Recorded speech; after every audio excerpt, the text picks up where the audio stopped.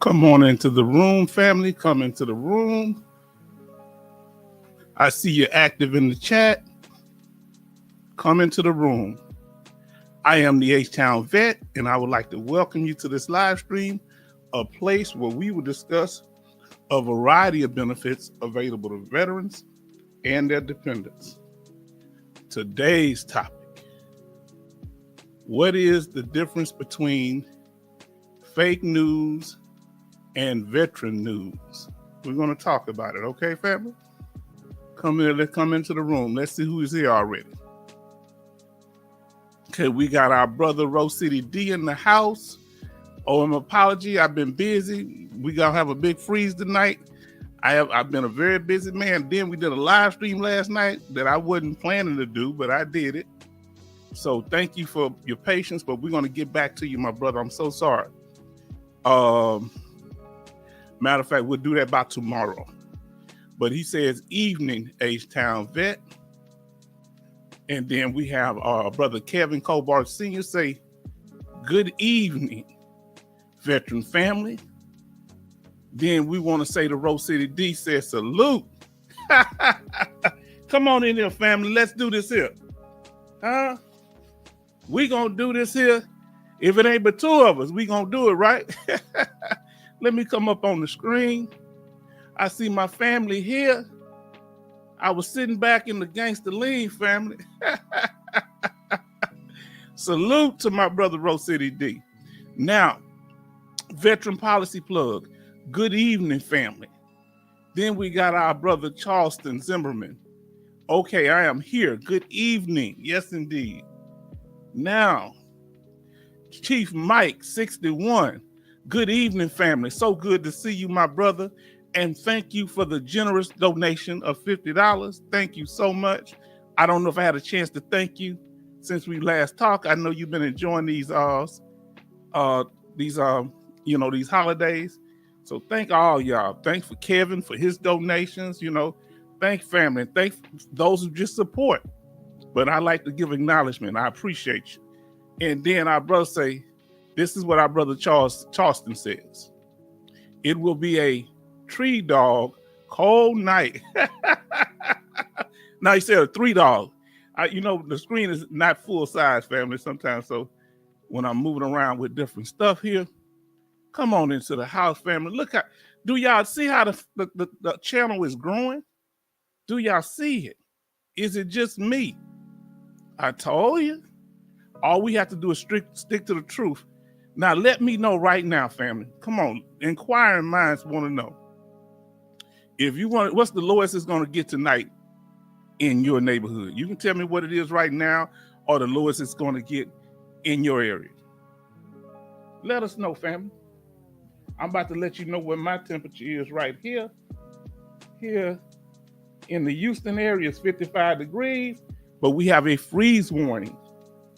All right, in effect, I think it's going to be early in the morning. It's supposed to get down to 30 degrees. Right now, like I said, it's what? 55, but it's going to get down to 30. I had to wrap my plants up and everything like that, family. Let me know if you can hear me good. Let me know if everything is wonderful here. Family, let us know. Let me know what your temperature is, where you at. Put my headset on for a minute. Let's do this. Take this off. All right, family. Let's get to it. We've been here a little over 5 minutes. Let's keep it going.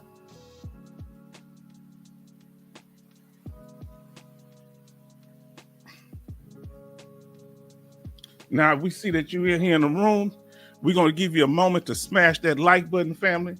If this information is informative, if what we put out here is the truth, not fake news, or if we're a reliable source here at the H-Town Vet, because you can come up in the chat, you can come up on the screen and say, you told us this H-Town, it wasn't right. Hey, we here. So our brother Veteran Policy Plug says 44 degrees in Georgia. Woo. And it's raining. Same thing here. It's 55, but it's been raining today, and I had to make sure I covered up all the pipes. My niece went out there and helped me do that. My daughter's in there studying for her accounting test.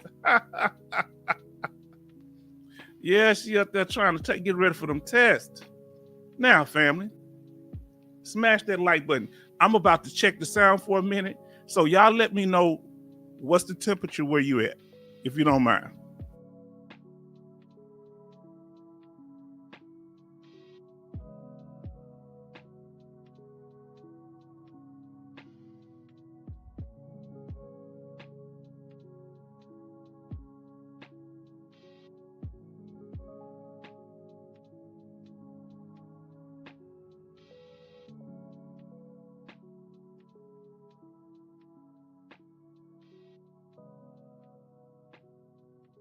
Okay, family, let's do this now. We have, okay, y'all got those likes up. I was about to say we had about 8 or 9, but we got 11 people in the room, 10 likes. Keep those likes up. It's boosting the algorithm. Thank you. Now, we have our brother Charleston says 25 degrees in central Pennsylvania. Wow, man, what's really going on? Now that's cold. It gets cold up there, family. Now, like I said, I want to give a thanks to all of you that consistently come in and be here, participating, involved in the channel. We thank you so much. We thank you for your participation, your support, your encouraging words, your knowledge, your differing opinions. That's valid also. We need all of it. You hear what I'm saying? Because here at the H-Town Vet, your opinion counts. All right? Everybody don't have to agree on everything, even when it comes to our approach to solving problems. All right? Now, let us continue, family. We don't play gotcha here. Yeah, gotcha, see? No, we're not here for that. That's some other channel where they're trying to got all other kind of things going on, but this is not that type of channel. We are to be supportive and correct each other. You know, H-Town Vet, if you tell me something, I say, oh, that's what happened. This has changed. Hey, we got to get that straight. No ego involved. Now, here we've had issues with trolling a few weeks ago, and then a few days ago, we had a little problem with some trolling too. Our brother's in the house, and we want to thank him also for his generous donation. We appreciate it. I think he just gave, hold on, let me make sure. I didn't put it on this slide, my brother, and I want to apologize. Because I think, let me make sure here. Our brother, brother Madre, he gave another donation last night. And we thank you for that $25 donation, my brother. And we thank you. Oh, our brother, we know we're doing good. Brother Dennis says 34 degrees in southern Illinois. Power outages most of the day. Well, we're going to be praying. Do y'all have generators? How are you keeping warm? Do you have a fireplace, brother Dennis? Let us know, because we are concerned, okay? And thank you, brother Madre, for being in the room. Now, when we're talking about this trolling, this is, as the channel grows, you're going to have issues with that. I didn't know what trolling was and didn't have a clear definition even after I started the channel. But we're going to cover this here. This might become a staple. So what do you know if we're in an area where there's risk of trolling? When people keep trying to incite arguments, all right? Just disagreeable. You know, they want to be offended by something, right? Co-sign and disruptive behavior. This happened on two different occasions, two different people, months apart. I agree with what they said, you know, that kind of stuff. No. You say who's trolling? Well, you'll know based on this, what you call them here, because we're not gonna do no witch hunts. We had some trolls before. Just look at it based on the behavior. We trying to give people a chance now that we putting rules in place. We letting them know what's up, okay? So just know about the behavior. It don't mean disagreement because we smooth, right? The trolls, they come in and they roll right out. And like I said, an example is, I agree with what that person said, like being adversarial. You sit back and peep game, Rose City, you'll see it. Now, downplaying their behavior. Oh, I was just joking. You remember, for example, I don't know if you was here, Rose City G. We had some people in here that would keep repeating your left, your left, your right, your left, your left, just doing repetitive text. And it was disruptive in the chat, and we got them out the paint. Talking off topic. Talking about something that we're not talking about. Look, sometimes it's cool. Sometimes in here, people one veteran might holler another veteran, kind of say, hey, what's going on, shorty? Or, hey, you cute. I ain't got no problem with that. People grown. As long as we keep it respectful. It's all good. You understand what I'm saying? We're not here to make anybody feel uncomfortable. Another thing you're going to notice, once they're exposed, they leave in groups. You don't see them no more. And it's all of them at the same time. I'm telling you what I've noticed. Now, another thing, once they're gone, like we had the live stream on the 100%, 2 live streams ago, it was so peaceful. When the trolls are not around, now this makes it dangerous for them, because if they come back cutting up, then they gonna look like they stand out, huh? They're gonna look different. They're gonna look like, hey, we were doing good until you came back in here. And it don't mean they're yelling. It don't mean that they're acting a fool. They might just be messy. They might be causing confusion or trying to. Let me tell you what I mean by that. Let me come up on the screen, family. I'm trying to teach you something, okay? Let me tell you something when I know from life. Some people, before they come on this live stream, they get together in a group and they talk to each other. It's a meeting before the meeting. Did you hear what I just said? So they get together and collaborate on how to sabotage the channel. Then they come in here talking like good Christians. And they think I'm stupid. Oh, boy. See, and when they hear me talk like that, they like, whoa. Now to you, that don't mean anything because you know I'm not talking about you. But the one I'm talking to, they know what's up. Huh? Yeah, and we can't call people out and witch hunt. I'll do it if it has to be done. We want y'all to be aware. Y'all gonna help us monitor what's going on. That's why we setting the rules. Before, I have to take some responsibility because I didn't set clear rules because I was doing this, as I go. Now, listen. Our brother Thomas is here. 30 degrees. 30 degrees, family. Cold in New York City, tri-state area, Connecticut side. Haven't been around for a while. Each town. I guess he meant say H-Town. Good to hear from you. Salute and the flag. You know what's up. Thomas, we so glad that you're here. Now, we got Rose City D says 32 degrees and some snow here in Virginia. I lived in Chesapeake for 6 years when I was going to college and working up there. Now, after I got out of the military. You hear what I said? Now, let us continue, family. Let us continue. So, and this is for people that's coming in, even when the trolling stops, we want to be mindful of letting people know what's up. You know what I'm saying? So they can't say they didn't know. So let's just keep it informed because we're going to stomp them out and get them up out the paint. We're going to fold them up like a what? Fold them up like a lawn chair. Oh, yeah, you'll see it. I already checked several without even saying a word to them because they know I'm talking about them. So I don't have to call no name. And they're going to either get in line or keep it moving. Huh?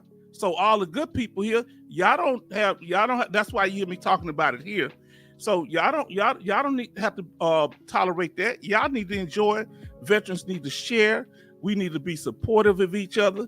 Man, I'm gonna tell you, Alaska Knight said the other night something about I'm glad to be here, and I ain't never saw her so any kind of emotions like that. I was so excited. I say, this is what it's all about right here. She don't like confusion, and most of y'all in here don't like it. but everybody's at a different place, right? Now, wet blanket trolls are the most dangerous to me. These trolls will stop at nothing to ruin a pleasant discussion, no matter the subject matter. They'll turn it and make it something horrible. So we just going back over that. Let y'all know about the trolling. Let's continue. We ain't here but 18 minutes. Now, if you want to come in, if you want to make sure you don't miss, you notice we've been doing live streams at different times. Now, we're going to have them, the regular scheduled live streams are when? They on Sundays and Thursdays at 6 p.m. Central. It used to be 7 p.m., but we changed it to an hour earlier so more people could, we could spend longer times here because we spending 4 and 5 hours, family. So this is a more restful period. You get me? Now let's see what he say. Veteran policy plug. Thomas say veteran policy plug. What's going on, brother? We missed you, Thomas. I know y'all be busy sometime, but I know y'all coming back. And everybody get Kevin Colbert Sr. up on the game because he used to be the first person in here. He say, what did I miss, family? Y'all get him caught up in the chat. I don't think you missed much that we didn't cover last time. Now here, family, we want to give a special thanks again to Madre. He must have got his lump sum. Madre been blessing me on a regular basis here at the H-Town Vet. And I thank that for Brother Kevin for his blessing and several other people. Also, we thank Chief Mike for laying it down. We thank all of y'all just for being here and supporting, bringing this positive energy. Now, if you'd like to contact us by email, our email is htownvetnorthside@gmail.com. If you want to go to our YouTube channel and you like to get in the chat with us there, or you want to go on the, if you want to watch some of our videos and live streams, you can go to H-Town handle, H-Town Vet Northside, and you just capitalize the H, the T, the V, and the N. Same thing with our Cash App. You put $ H-Town Vet Northside. Same letters capitalized. All right. And that's how the usual way people donate, and we appreciate it. It helps us to bring this quality information. And we thank you so much. Now, if you want to do it through PayPal, I think we have 1 or 2 people do it through PayPal. That's htownvetnorthside@gmail.com. It's the same as our address. You just have to go to the PayPal website app in order to donate that way. Now, listen what KTN say. Hi, everybody. In the middle of cooking hamburgers. Hamburger helper for me and the boy. Go ahead. Ain't nothing wrong with that. Now, how do you like your hamburgers, KTN? Do you like them well done, medium rare? Let us know. Let us continue, family. And for those of you that wasn't here last time, don't worry. We're going to play a little catch up. Now, but we need to let you know that our brother, Veteran Policy Plug, this gentleman right here, okay, this gentleman right here, Veteran Policy Plug, he is a life insurance broker. His name is Chester Fantroy, and this is his national ID numbers on the information to the right, and also has the states that he's licensed in and his license number, and he also has his contact information and a variety of information, and you can call him for more information. Because several veterans had asked about, hey, brother, can I get some life insurance to you? Because sometimes as veterans, especially disabled veterans and veterans at an advanced age, it's hard to get life insurance. Call the brother and see what he can do. And he might be able to hook you up with somebody in your state if he don't cover that state. Now, okay, he said, look what he said. See, that's when it's real. He said, Veteran Policy Plug say, thank you so much, H-Town. You know why? People talk. Let me tell you something. Let me go and I'm going to read y'all information. People act like they real and they act like they really about helping people. But when it's time to give them some shine, then all of a sudden they hemming and hawing.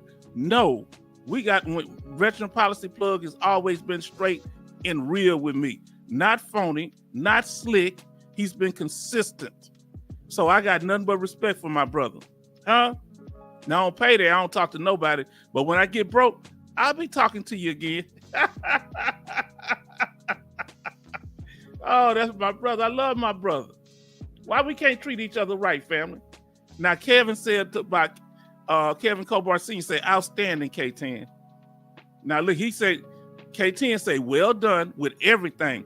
Now, who like theirs medium rare? I like well done. But I've eaten it a few times with a little pink on it. Now, and like I said, our brother say, thank you. Of course. So this is a veteran, this is a veteran with his business, and we got to be willing to support each other. We always talk about people. We don't have places that we can go. Here go one veteran entrepreneur right here. Now, okay, so Kevin Kobar Sr. say, I like it medium well. Okay. I'm sitting back and peeping game. Now let's continue, family. That's why we here talking, man. This is what we do. Look out for each other. Yeah. Smash that like button, family.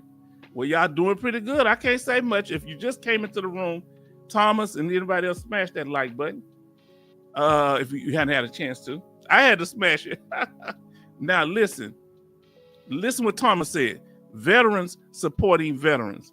Yes, I know at certain times y'all won't be able to make it. Life calls, but we're going to always do our best to be here as long as I'm above ground. You understand? Now, let us continue, family. We doing good. Now, but 24 minutes into it, we're going to keep it going because we want to share the program with others on Facebook, Twitter, TikTok. Well, it's not Twitter no more, it's X. Any other social platforms. And most important, subscribe. We're going to look and see what our subscriber count is right now, family. Can we do that? Can we check on our subscriber count? Now, while we're doing that, we're going to, our brother say, Kevin Kobar Sr. say, yes, sir, Thomas. And then Veteran Policy Plug say, yes, 100%. Supporting veterans. Yes, indeed. Now,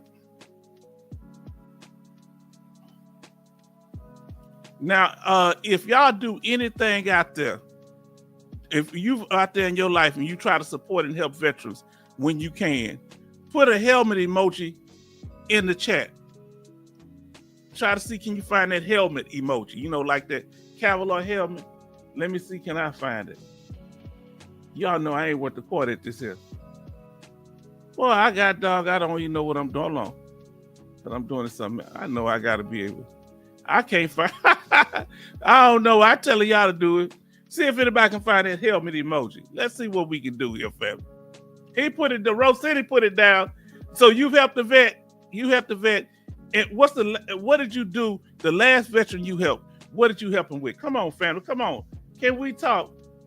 What have y'all done to try to help veterans? Thomas say he helped the veteran too. Anybody else in the house that's helped the veteran? Charleston say he didn't help the veteran. Hold on. Anybody else? Come on, I need to know. Anybody else done anything to help a fellow veteran? I'm talking about after you got out the military. Come on, talk to me, family. Let us know what's up. Let us know, family. We just want to know. Right now, we got 1,640 subscribers. We're trying to get to 2,000 subscribers before January 31st. Can we do it, family? Can y'all help us do that? Now look what Thomas said. Healthcare and compensation benefits or completing benefit. Compensation benefits. Okay. Now, Kevin Kobar Sr. said he helped the veteran. I want to know the truth. Now, once y'all need to give me the helmet emoji. Alaska Nights, if you help the veteran, look for that helmet emoji. That I see you saying hi, but have you helped the veteran? So good that you hear Alaska Nights. Well, we asking if you've helped the veteran in the past year, give us that helmet emoji.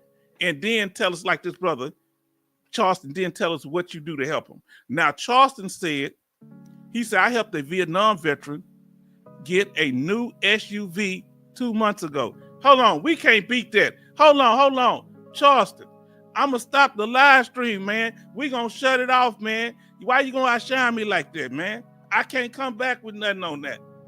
Please tell us how in the world you was able to help a veteran get an SUV. Lord have mercy. Huh? Oh, Lord. Then my brother, Veteran Policy Plug, said he helped the veteran. All right? And let's see how he say he helped him. He say, got like insurance. Okay, he helped him with insurance. So let's see what our brother Kevin helped somebody with. I am helping my fellow Marine with him starting his benefits. Now I'm gonna say this here. Did you let him know about the channel? Am I being messy? Did you tell him you're gonna have to sign up to the H-Town Vet? I'm gonna stop helping you. I'm being messy. Kevin, I'm being messy. Now, Thomas said, hi, Alaskan Ice. We're so glad to have her here. We want to know how you've helped another veteran, Alaskan Ice. And don't you try to be modest. We're not trying to hear it. We want to know you help us here all the time from day one. You understand what I'm saying? The broadcast is about her because she don't bring fake news. Huh? She bring veteran information that's solid. Come on, talk to me. Now, Alaskan Ice said she's helped a veteran before. Let us know what y'all did to help a veteran. Come on, family. Now, Kevin Cobart Sr. says, Charleston, you are the truth. Man, he helped a veteran get an SUV. Huh? Oh, man. I'm in the wrong business. Now, let's see what KT is saying. Mow a disabled veteran lawn every week for the last, every week this summer. Wow. Brother, that's why I want y'all to tell it, because y'all don't like talking to people about what y'all do. Huh? You don't like to tell nobody what y'all do. Nah, we need to know this. Now, Kevin Cobart Sr. said, I told him about this channel. I'm sorry, brother. I ain't take my medicine yet. I got to take it before I go to bed. I'm sorry. I didn't mean don't tell him I don't mean no harm. Now, Veteran Policy Plug say, I do promote your channel on my TikTok. That's what I need to know. Let them know. Anybody on Facebook, family, anybody on Facebook, let us know. Now, Rose City said, I helped a veteran get a house. Tied to one up Charleston Zimmerman by telling a lie. He said he helped a veteran get a house, brother Charleston. He tried to up you by lying. He wasn't testifying. He was testing a lie. Man, you can't beat that mic drop. Brother said he helped him get a car, and he just did his move and left it alone. Now, we'd have never known that if we didn't ask him. I wanted to know, because I know I'm dealing with good people up in here. Now, Thomas said, he said, helped a widow of a veteran save their home. Yeah, I'm telling you. I've helped several people, but what's touched me the most is my friend, that old crazy, he's a Navy veteran. I love him. Been friends since we 1 and 2 years old. He know what I'm talking about. Crazy as heck. I was in Desert Storm on the ground. He was out there in the sea shooting over our heads. And I love him. But he's crazy. Crazier than me. His father-in-law, was about to lose the house. He was telling me, because we went to my daughter, she was young, and my friend, his children were there in the pool. So they were doing the swimming pool thing. He said, yeah, I want to bring the grandkids in one last time. This is his father-in-law, my friend. And he was an Air Force veteran. And I said, why are you talking about the one last time? He said, because I ain't gonna be able to pay on the house after this because I'm sick. He had cancer, and he ain't able to work at his business. He had a photography business, and his son can't do both of them. He can only do one of the business. And he I said, aren't you a veteran? He said, yeah. Yes, I am. I said, oh, man, we help you get your benefits. You know what he told me? He said, but they didn't give me, but I don't know if he said 4 months to live. They only gave him a certain amount, it was so many months. It wasn't even a year.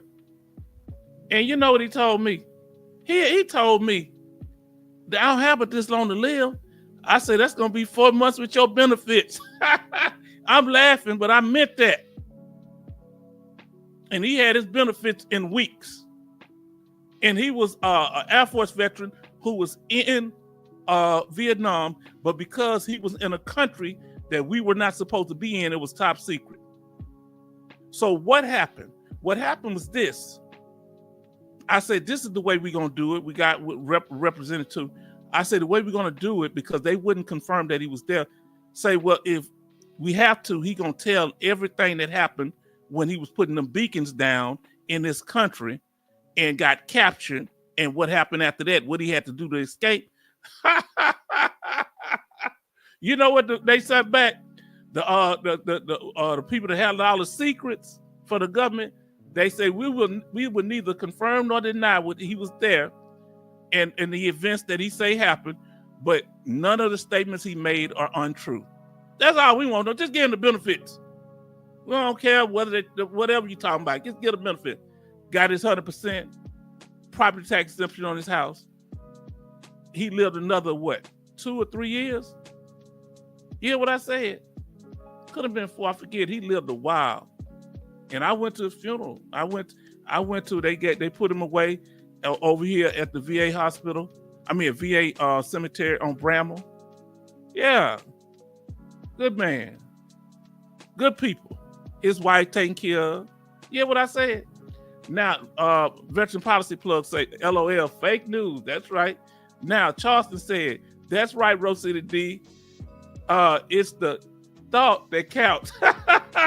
Not the lie out their mouth. Fake news, Rose City D. Fake news. Now, here we go. Finally, sister, I need you to acknowledge the good things you've done, Alaska Nights, because you do so much for us here. And I mean that from my heart. You helped me to be stable on this channel. Now, listen what she says. She said, gave my daughter-in-law to start the process. Okay. The VSO would not file a claim for her. Just filed 2.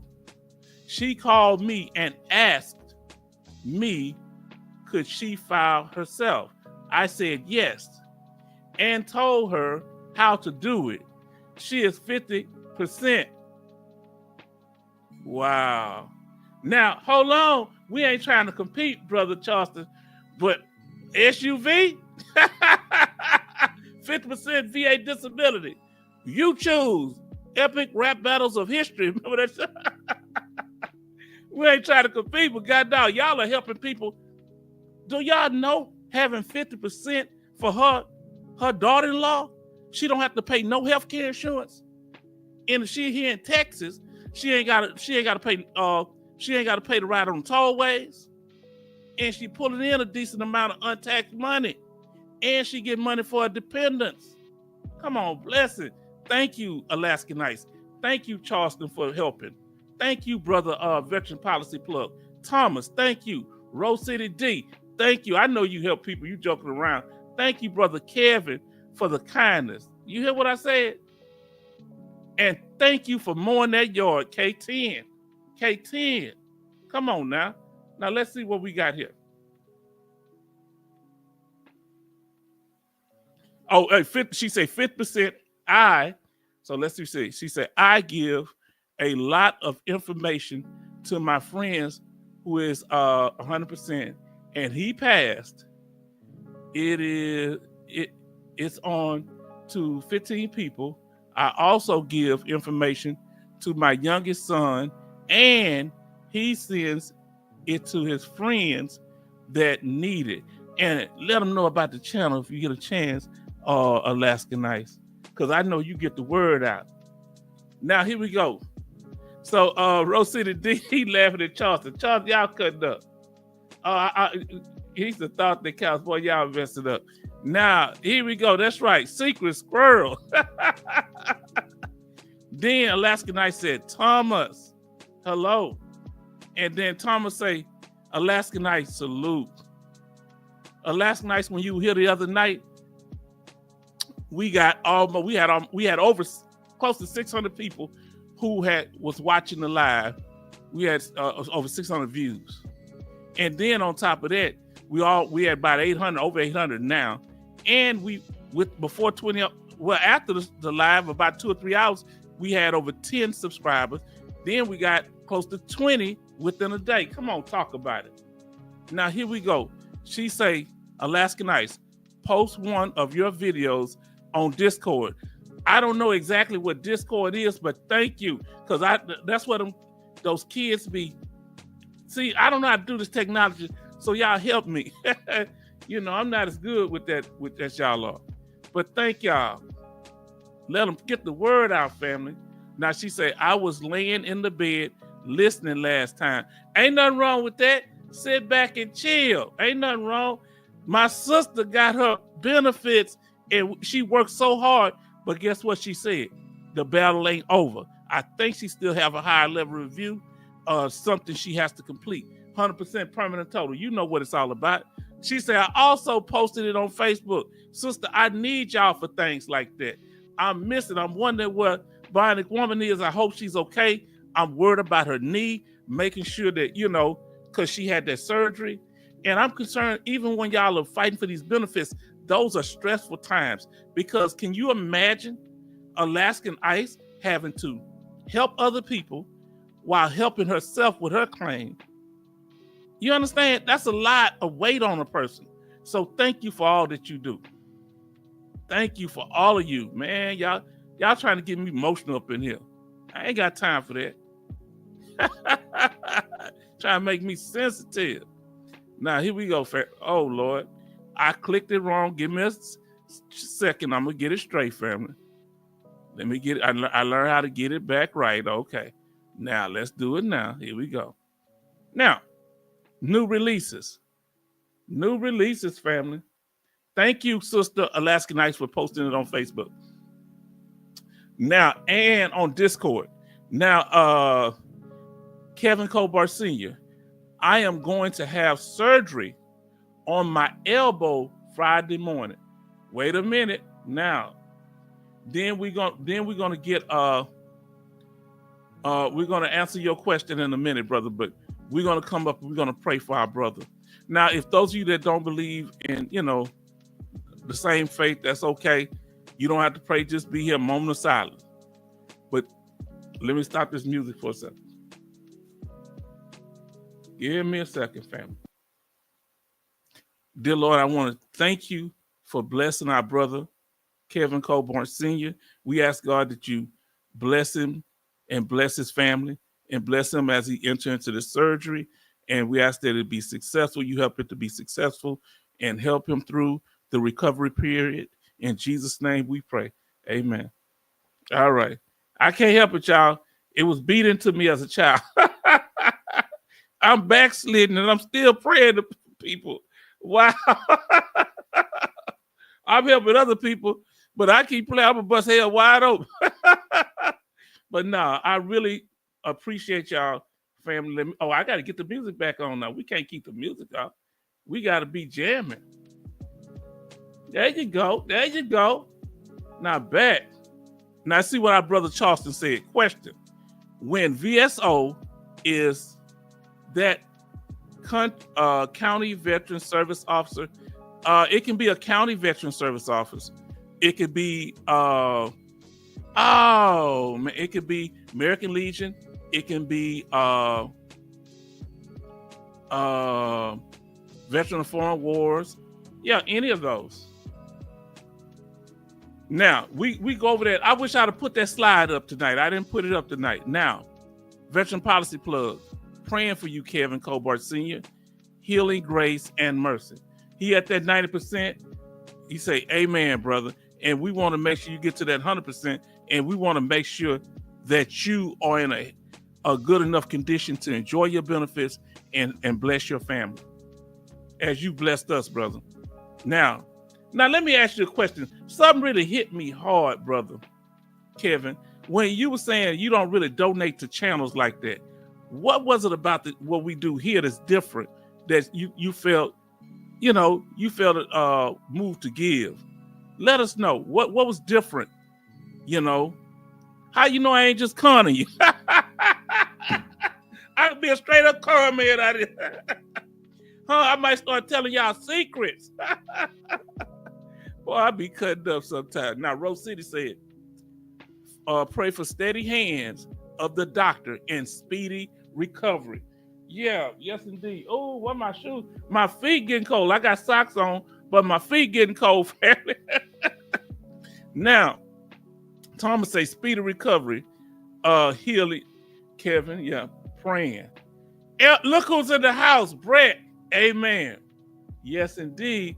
Then we had Kevin Colbert Sr. says, thank you. For those that don't know, he's going to have surgery, I believe, on his elbow. I don't know which side, but he said his elbow. So, family, we're supporting him. We're going to continue. And he say, Kevin Colbert Sr. says, faith brought us here, and faith is going to get us through it.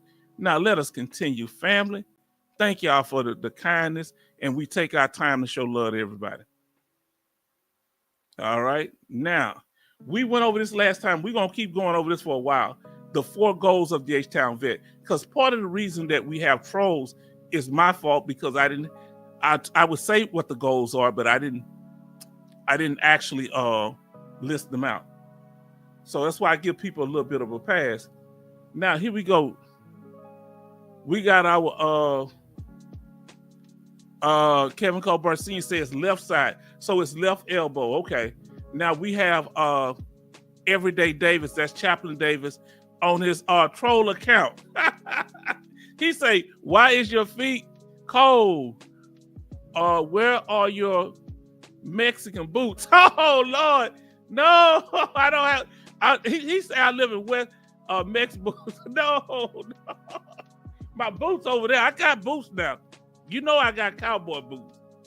Now I'm from Texas. Kevin Colbert Sr. says something nerve. So it's ULNAR. Who's ever heard of that nerve? Let us know in the chat. Come on, family.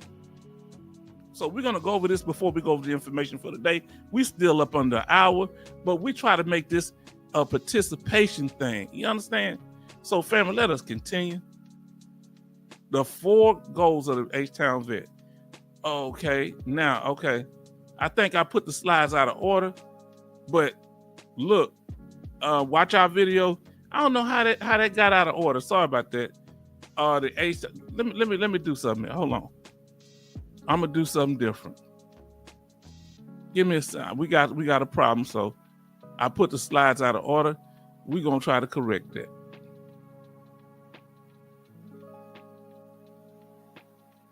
No, I didn't get them out of order. I'm crazy. Family, I'm crazy. Now, the new releases, I'm sorry, the new releases was the H-Town Vet, the 4 goals of the H-Town Vet. We had a question and answer period. That's the last live stream that we had. Tariq is in the house, family. Now, then after, before that, we had permanent total, 100% permanent total. We talked about all the benefits, and that was electrifying broadcast. I think we got over 20 to 25 subscribers off that. Now let me stop here for a minute because I gotta. Well, let me finish up at least the videos. I think that's it. So let's see what else we got, fam. Here's the pay rate. Now let me get to the comments. Now, Tariq in the house. What's going on, fellas? It's all good.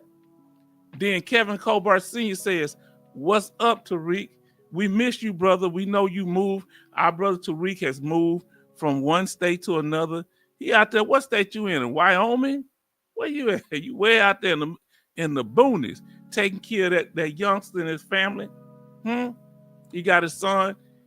And have y'all recovered yet from that ailment? Let us know how you doing, brother. We so glad that you. So the rating increase for 2000, the VA compensation ratings for 2025 are presented here in red. And the ones to the right are the ones for the previous years. And as you can see, For if you're 100%, you get $3,831.30 for just the veteran. If you have a dependent or dependents, you get paid more. Now, let's see what our brothers say. Glad to be back. Finally home in time to catch the show. Yep. Out here all the way in Iowa. Okay. Been doing great, though. I appreciate it. 100%. Boom. Now, Madre say, a TG, that which is Tariq Gordon in the house. You know what's up. Huh? Thank you. Thank you for showing the brother some love. Let's show him some love. We glad he back. Now go back to our video library. We have videos and live streams on different topics. On divorce, especially the information you look at the bottom, the yellow thumbnail, the VA notification letter, the VA code sheet, and the VA decision letters. These are the letters that you get once you get a decision from the VA. So you need to make sure you go through those videos, and we have live streams on, I think, the decision letter, the code sheet, but I don't think we have one on the notification letter. I'm not for sure. But we have videos, and they show the videos. We talk about all these different topics. We have over, how many do we have in live? I think we got over 120 now. I don't know how many live streams we got now. We got a lot. I mean, videos and live streams. Now let us continue, family. He say, Brett asked Tariq, how is school? Alaskan Ice said, Kevin Kobar Sr., you will be in my prayers. Yes, indeed, family. Man, y'all just feeling it. I'm just so amazed how many people is coming to the live streams. Y'all really. Now, this is from what we covered on yesterday. We had a Saturday live stream. So this is what we covered yesterday. So family, we talked about the 4 goals of the H-Town Vet channel. All right. What are they? The first one is how to do what? Get your benefits, your VA compensation, your any VA benefits, housing benefits, how to get those benefits that veterans are entitled to. Same thing what Alaskan Ice is doing when she helped people. She's showing them how to get those benefits. Because you can't enjoy them unless you fight for them by getting your percentage or getting the qualifications for them. That's the first thing. So understand, we have the video that show you how to file a claim, how to get your benefits, your VA compensation benefits. It's a step-by-step video, right? From start to finish. It's a live stream. Look through our library and you will see it. Search it up. VA claim process from start to finish. This is the only video that you'll see on YouTube or anywhere that breaks down the whole claims process. And you got all our brothers and sisters in the chat giving good information while we're going over it. Did you hear what I said? Now let's see what our brothers say here. He says, Tariq says, Brett, will you start BK? Oh, will you start Burger King up in a few weeks for me? I don't know what that. I think you're talking about Burger King. Enjoy the time off from how you been though. How you been? He asked how you been, Brett. Everybody want to know. Brett, keep us going. Now let's see. Now, number 2, once we help you get your benefits, we do our best here at the H-Town Vet to teach you or to show you or direct you or to inform you what your benefits are. So how do we do that? We have a video that's an example of that.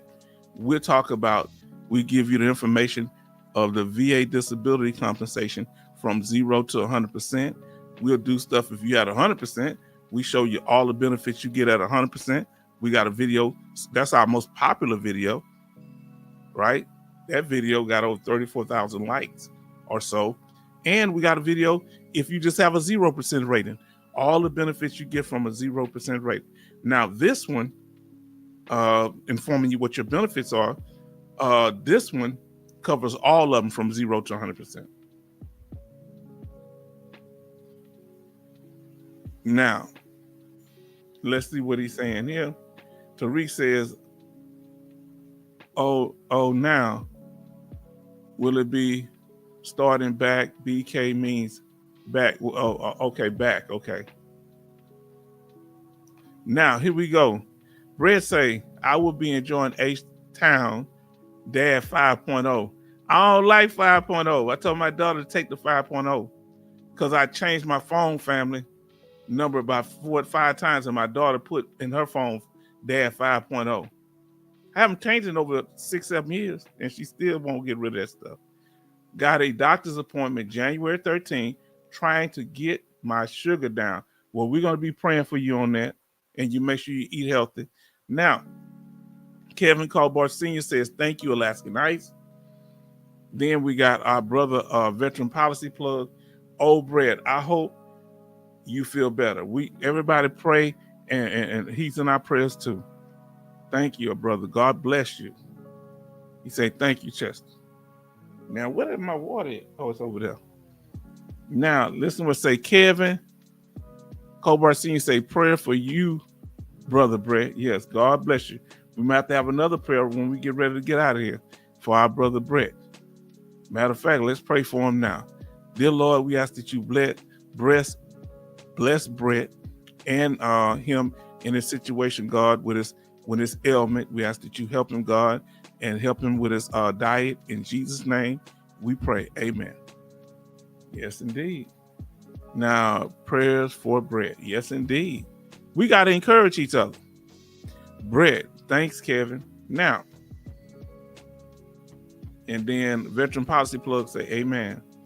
Now, oh boy, we got to pray more often. We got 25 people in here. That's good. Now, we have the third thing. Once you see it with 3 things when it comes, our first three goals. 1 is to help you get your benefits. 2, inform you what those benefits are once you're entitled to them.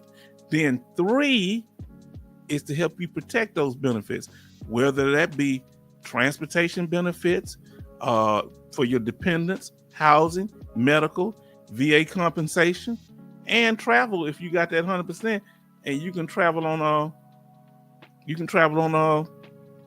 MAC flights or get the discounts for veterans as you when you go into the airport.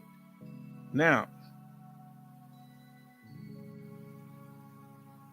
so Thomas said, I will keep you lifted in my prayers, Brett.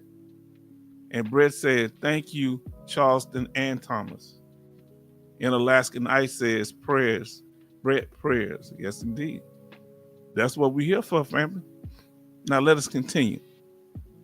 If you want to know more about protecting your VA benefits, watch our video, Levels of Protection, where it talks about temporary ratings, 5-year rule, 10-year rule, and permanent total ratings, and the highest form of protection, the 20-year rule. We break that down in a live stream and a shorter YouTube video. And our brother said, amen, from Brother Brett. Because we need you healthy in here, brother, because we so glad to have you. We want for anybody that's suffering from that. Now, the fourth thing, and the most important to me, is bringing veterans together. This is the fourth reason. To me, it's the most important reason, because the benefits, a lot of people don't come here for the benefits. Some of them don't have them, but they're more concerned about connecting with other veterans. Let me ask you, those of you that you come for the interaction, what did you initially come here for the interaction, or is it something that happened once you came to the channel? What do you like about us interacting with each other? That's why I act as a facilitator, not a middleman. I can't hook you up with nobody. I'm not a middleman. I'm a facilitator to make sure that we're going to leave it all on the paint right here. Now, he says, thank you, Alaskan Ice. I think I read that. So that's a facilitator. That's how you want to look at it. I'm not some expert trying to give you certain things, or I can get you 100% by next week. None of that. Now, that's what we covered last time, family. And this is an example of being a facilitator. We have chats, live chats. We have live streams where we just do a whole bunch of chatting sometimes. And that's what the purpose is of the channel. But we also inform. Thomas say, informational purposes and fellowship with my fellow veterans. So family, let us know which one of those is a reason that you come to the channel. One of the 4 goals. Do you come here to learn what your to help get your benefits, to learn what your benefits are, to protect your benefits, or the last one, which is what? The fellowship. What's the most important to you? And fellowship don't have to be the most important to you. You can get the information and still enjoy, but you can let us know. Now, that's number 4. So our brother Charleston says, connecting with veterans who went or going through VA system. Man, that's a certain group right there. Now, that's the goal of the H-Town Vet channel. Continue with your comments, and we're going to get on to the what we're talking about today. Fake news, family. Fake news, family. Veteran news. Now, I got to break this. I got to slow walk this thing. Now, family, y'all know a few live streams ago that veterans came into the about 2 or 3 veterans, and I'm not picking on them. That's cool, but the way I go at things, if you notice, they were saying, "Oh, they changed. They not the VA done got rid of the public DBQs." Do you remember what I said? And it was like 3 people, and they were convinced. You remember what I said? I said, "Well, I'll check on that and see what's going on, because what is my main thing? Do y'all remember what I tell y'all to do whenever you're dealing with anybody or any information? What's the one word I tell you to do? Anybody remember? See if somebody remember in the chat. What are you supposed to do with information? Do y'all remember? One word. Let me see if anybody remember. I was telling y'all this from the beginning of this channel. So how do you know? And see if anybody remember. We have fake news, veteran news. There's a difference between the two. All right.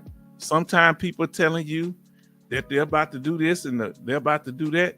There's fake news and there's veteran news. All right. And when I say fake news related to veterans.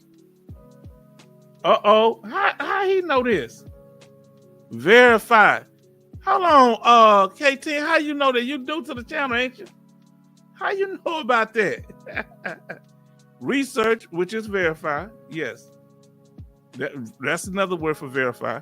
Now, I don't know, but I always do my research. Yeah, research is another word for verify. Now, listen. Chief Mike 61 said, Chief Mike 61 says, I'm already 100%, but I've brought some people here to gather information. Plus, I enjoy fellowship with veterans more than regular people. Real talk. Did y'all hear that? Real talk. Come on. Why do y'all come here? What brings y'all here? Look who in the house. Oh, fire up. Let's flip some tables tonight. Thumper say hello. Oh, did your son, did you pack him up? Is he going back now? K10 say, learn from one of my commanding officers. Real talk, brother. Real talk. I'm enjoying y'all. Y'all don't know. So, Kevin Colbert Sr. say, true story, Chief Mike. Yeah, we appreciate you bringing people here. We appreciate Mr. International bringing people to the channel. We appreciate all of y'all. We appreciate Benny for bringing Rose City D. Rose City D came right in here off the bat, dropping hot fire. Then Thumper, he happy too. Hold on, let me make sure I didn't skip nothing. He says, Tariq, where have you been, little bro? We miss him. Y'all know I be asking about Tariq every once in a while. I would send him the last, because I know he's been busy, but I send him like what we be talking about, try to make him feel guilty. Oh, for those just coming in the room, thank you for joining us. We're talking about what's the difference between veteran news and fake news. Now let's talk about it. Can we do it, family? Can we talk? Now let us continue, family. Now,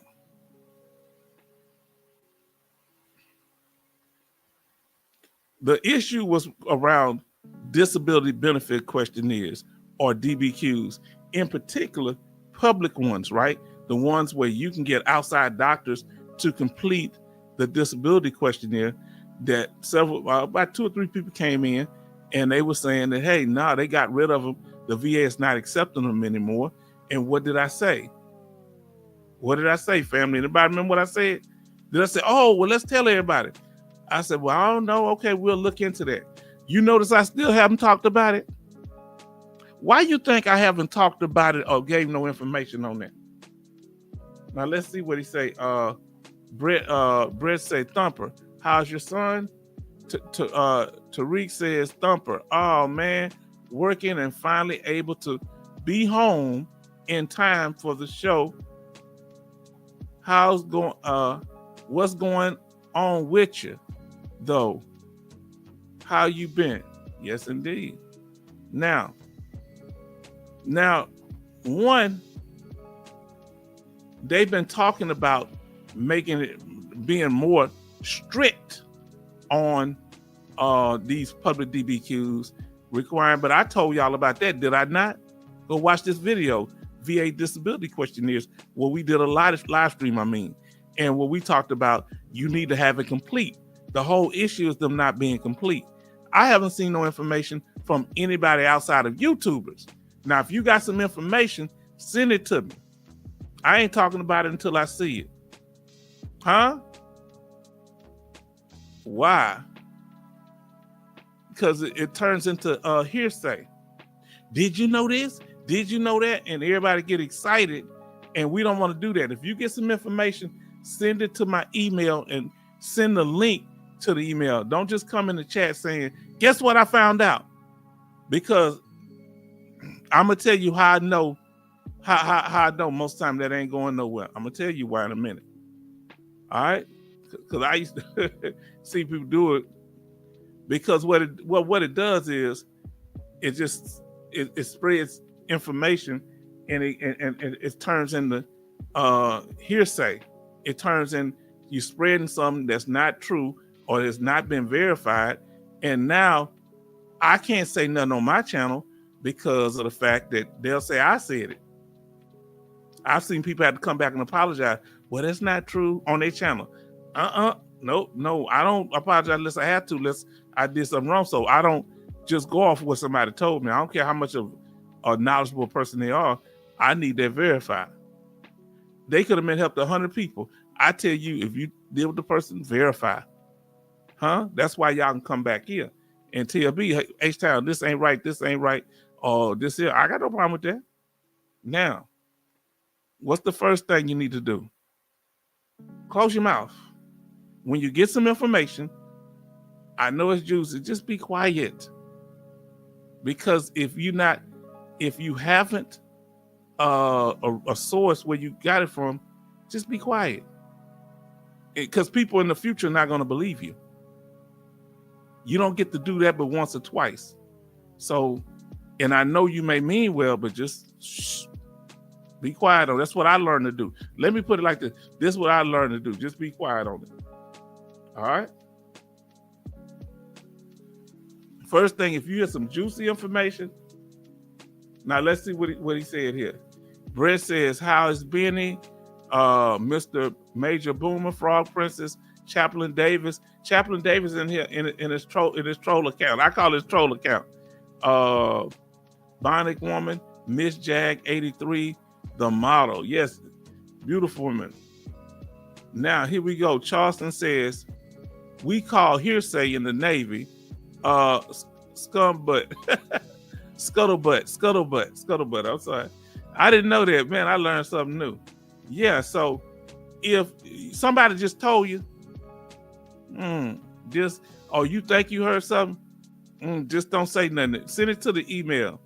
I don't care how juicy it is, unless you pretty much know it, or if it's something that could be risky or dangerous, maybe tell us that it's something that might have happened, but If you can't tell us where you got it from, just keep it to yourself. Because we don't want to discredit you, the channel. We want to, get it to the email. And when you email me, you better send me a source. Because you got it from somewhere. Verify information. So first thing you do is be quiet. Second thing you need to do is verify information. Haven't we been talking about this on this channel from the beginning? Verify information. I don't care who it's from. Let me come up on the screen, family. I verify information. I don't care if they helped 100 people. If I can't verify your information, I'm not doing business with you. Huh? Huh? And it don't mean I might know that these people are solid. The problem is not them not being solid, because there's people that I've dealt with and we don't have no issue and because they solid. But if I deal with them based on faith, I can't expect nobody else to deal with them based on faith in on the channel. All right. So there's some people that we got that kind of relationship. Man, they ain't gotta sign nothing. I ain't gotta sign nothing. But that's something I can't transfer to y'all. Huh? Because that's when trick bags happen. Because then if that person don't follow through on what they say they're gonna do for you, you told me, H-Town, we ain't doing all that. And that might be the one time, and they may not mess up. It might be the person so-called getting the help that's shady. Huh? Like I sent them to a mechanic that's solid, and then they say, that mechanic didn't help me, the one that H-Town sent me to. Huh? But then they didn't want to pay the mechanic, and they selling the mechanic name because they didn't want to pay for the work done. Huh? So that's why I don't want to be nobody's middleman. I'm not doing that. They trying to set me up on that, y'all. Think I'm stupid? Yeah, they think I'm stupid. Preach, H-Town. Let me tell y'all something about me, about verifying stuff. People hear my southern accent and they hear my little jolly, happy kind of, happy, attitude, and they think I'm stupid. They can keep thinking that. I already know their mindset. Most people that I deal with, I already know their mindset. They don't think I know it. Not because I'm some genius. I've dealt with grimy people for many years. In addition to dealing with good people, I've dealt with grimy people. So I just know what it's like. I date women, so I know the slick stuff women will do. So somebody telling me I can't talk about that, you crazy. Go sit down somewhere. Sound like a hit dog holler. I'm telling you what I know. But you got good, decent women here. Look how Alaska Nights presents herself, Bonnie Corman. Look how they handle their business. They not sitting here trying to bump head with men and fight men all day and or trying. No, that ain't how you go across. That ain't how you come across. And I ain't sitting there, rah, rah, rah, rah, rah. I ain't doing all that. We family. You understand? Yeah. And I ain't out here trying to outdo the fellas over here. We joke every once in a while. I still want to know how Charleston got that SUV to somebody. Huh? I can't outdo that one. I'm hating a little bit, Charleston. Huh? So I'm human. Verify that information. I tell y'all all the time. I say, yeah, okay, here we got our brother Veteran Policy Plug. He got the information there. All you got to do is plug in his national ID, plug in his license. This man gave it to me, and that's what it's all about. And guess what? You can't say nothing to me. Now you got to go verify to make sure everything's correct. Huh? Now, D say, hey, y'all, everybody show D some love. Let's get back to it. Family, y'all think I'm playing around here? We not letting the trolls dominate this channel. Huh? They can come in and learn, sit back and peep game. Yeah, but you can't disrupt what we're doing. I'm learning too much. I'm getting too much positive energy from this. Y'all really encouraging to me. I've went so many years without being appreciated for the things that I do to help people. Now, you don't really hear me talk like this, but I'm telling you, you talk about ungrateful. You understand? I was supposed to be buying me a nice vehicle. I got $200,000 gone. Huh? 200,000 helping people gone. I don't regret it, but I'm just telling you. You understand? Because I'm supposed to be doing the right thing. Yeah, man. Yeah, don't use me. Don't abuse me. I don't mind helping people. Now let's see what he got here. Alaskan say hello, D hello. Alaskan Knight says. Brett says D in the house. And Charleston say, hey D. Thomas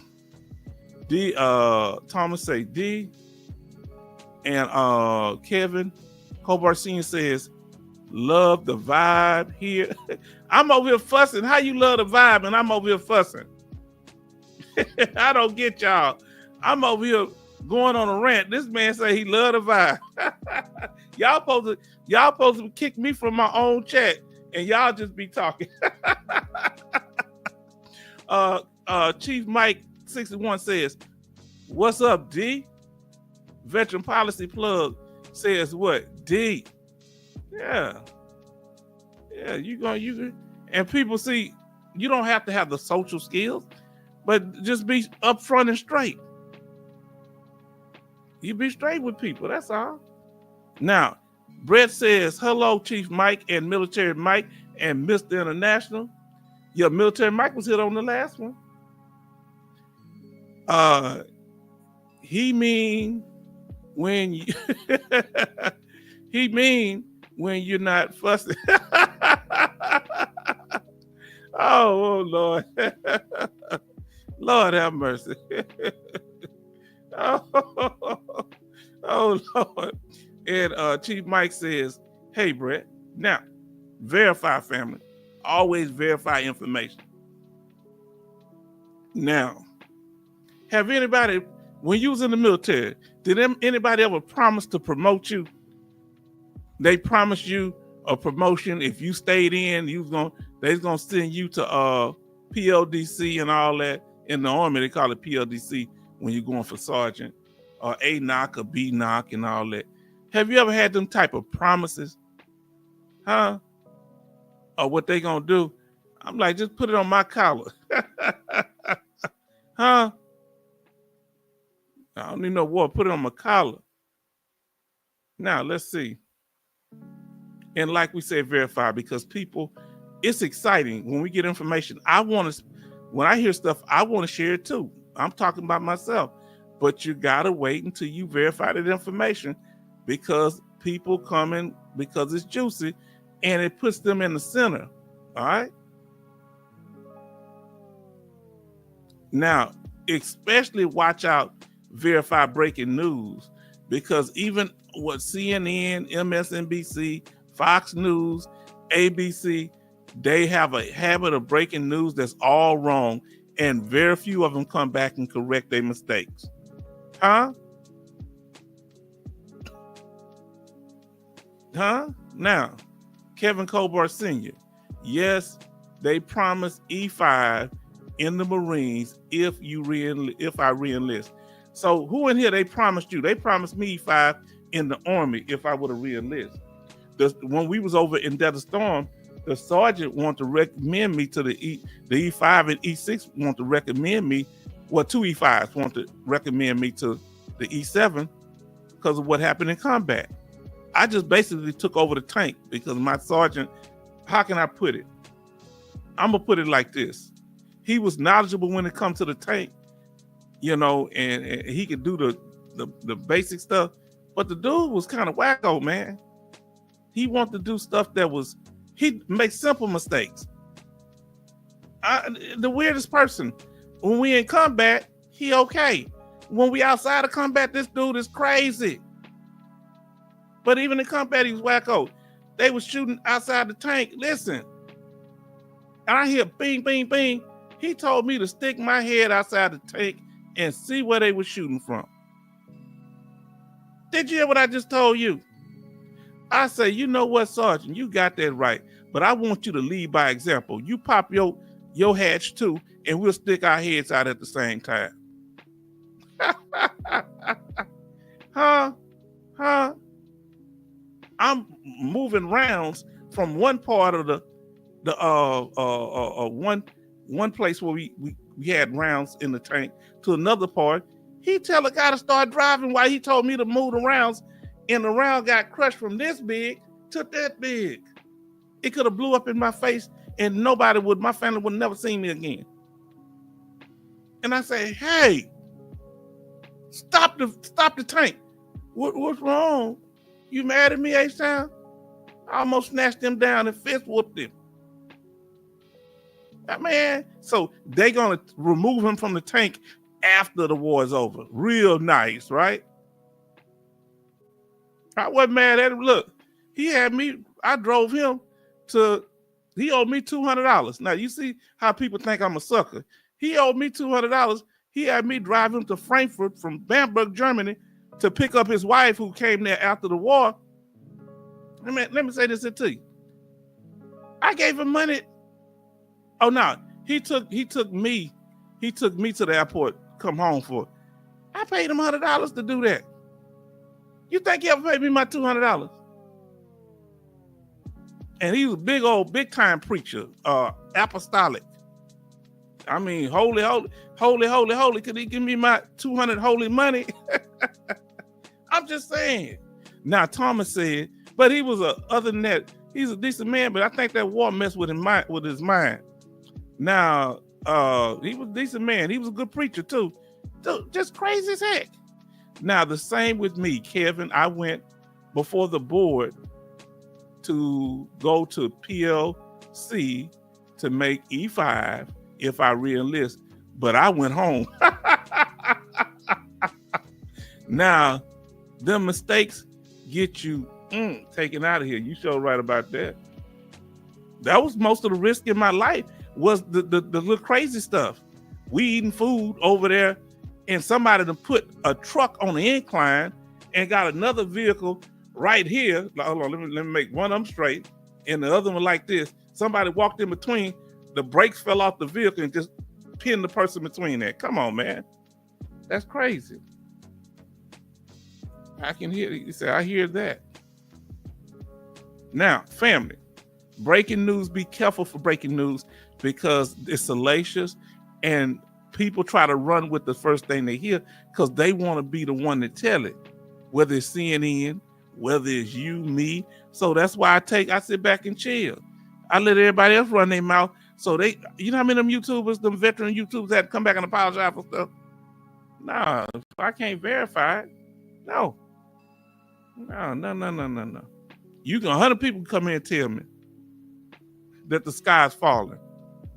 I'm the dummy that's got to go out there and see it fall on top of me. Now, listen, we say it's all the same, H-Town. As an E4, I tell E7s not to do a certain thing. They would not listen and damage equipment. Then I'd have to repair it. Who's went through that before? My God. Yeah, they want you to repair it after they mistake. Now, wisdom, brother. Now, here's the thing. That's one reason I got the military after Desert Storm, because I know they didn't end up putting me out the military because my mind was different now. And it was dumb stuff that I wasn't with. Now, but there was some good sergeants and soldiers in the military. I'm going to tell you that. And Thomas said, yep. Now let us continue, family. Let us do this. Boy, I'm enjoying y'all tonight. Now, this is the one that I want to hear. This is what lets me know in real time if what a person is telling me is correct. All right? I'm going to come up on the screen because I want y'all to know the source. Listen to what I'm telling you. Because if you notice, go back on the videos when people were talking about, hey, guess what? They are changing the rules where you don't have to use, the VA is not going to let you use public DBQs. I said, where did you get it from? Who told you that? And they couldn't tell me. Now, this is okay, because I've done that before. But no, not no more. No. Mm-mm. So if you can't tell me, I'm not listening. I'm okay. If you can't tell me where you got it from, it sounds like you don't fully believe the person that told you. Because I tell you where I got it from. All right, so we can't put it out there. The source. What are we talking about? The source. Whenever somebody's talking about breaking news, even AI, how great it is, I have to verify for myself to see if it's hit or miss. Public DBQs no longer being accepted by the VA. Where it's from? Oh, we can't tell you, but I know it's the truth. PNT status, VA experts, rating reductions. The VA gonna reduce you if this and that. Who told you that? They can never tell you who told you. VA law change, COLA. Now let's deal with VA law change. Don't I show you the VA law change in real time, family? Do I get on a screen and show you from the VA website when VA law changed? Do I do that? Put a wine. What we're gonna put in the chat? Put a thumbs up in the chat if I do that. Put a thumbs up in the chat. If you've been here, some of you may not have been here, when I show you VA law changing in real time. COLA increases. Now, this is a little different. I don't mind if somebody saying we speculate what it might be. That's cool. But let them know it's a speculation. All right? VA claims. Now, that's the most dangerous. So veteran policy plugs say, I show the law. Now, y'all know anywhere else show y'all the law like I do? That I actually go to the VA website and show you the new laws that have changed or modified. Now, he said, yes, I show the law. Thomas even know that. Now, VA claims. I don't like when people use hearsay when it comes to, they can't tell you the source when it comes to VA claims. Just listen to what I say. I ain't just listening to what you say because you might be correct, but when it comes to the future, I may not be able to use what you're saying to help nobody else. Or if I start getting a reduction, you may not be around again. And especially monthly compensation.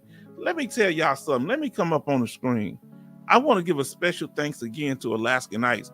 When it comes to special monthly compensation, you know what she does? She go to VA website and put it on here like it ain't no joke. Huh? Right out the source. Ain't nobody else said, you're wrong, Alaska Nights. She getting it right from the VA.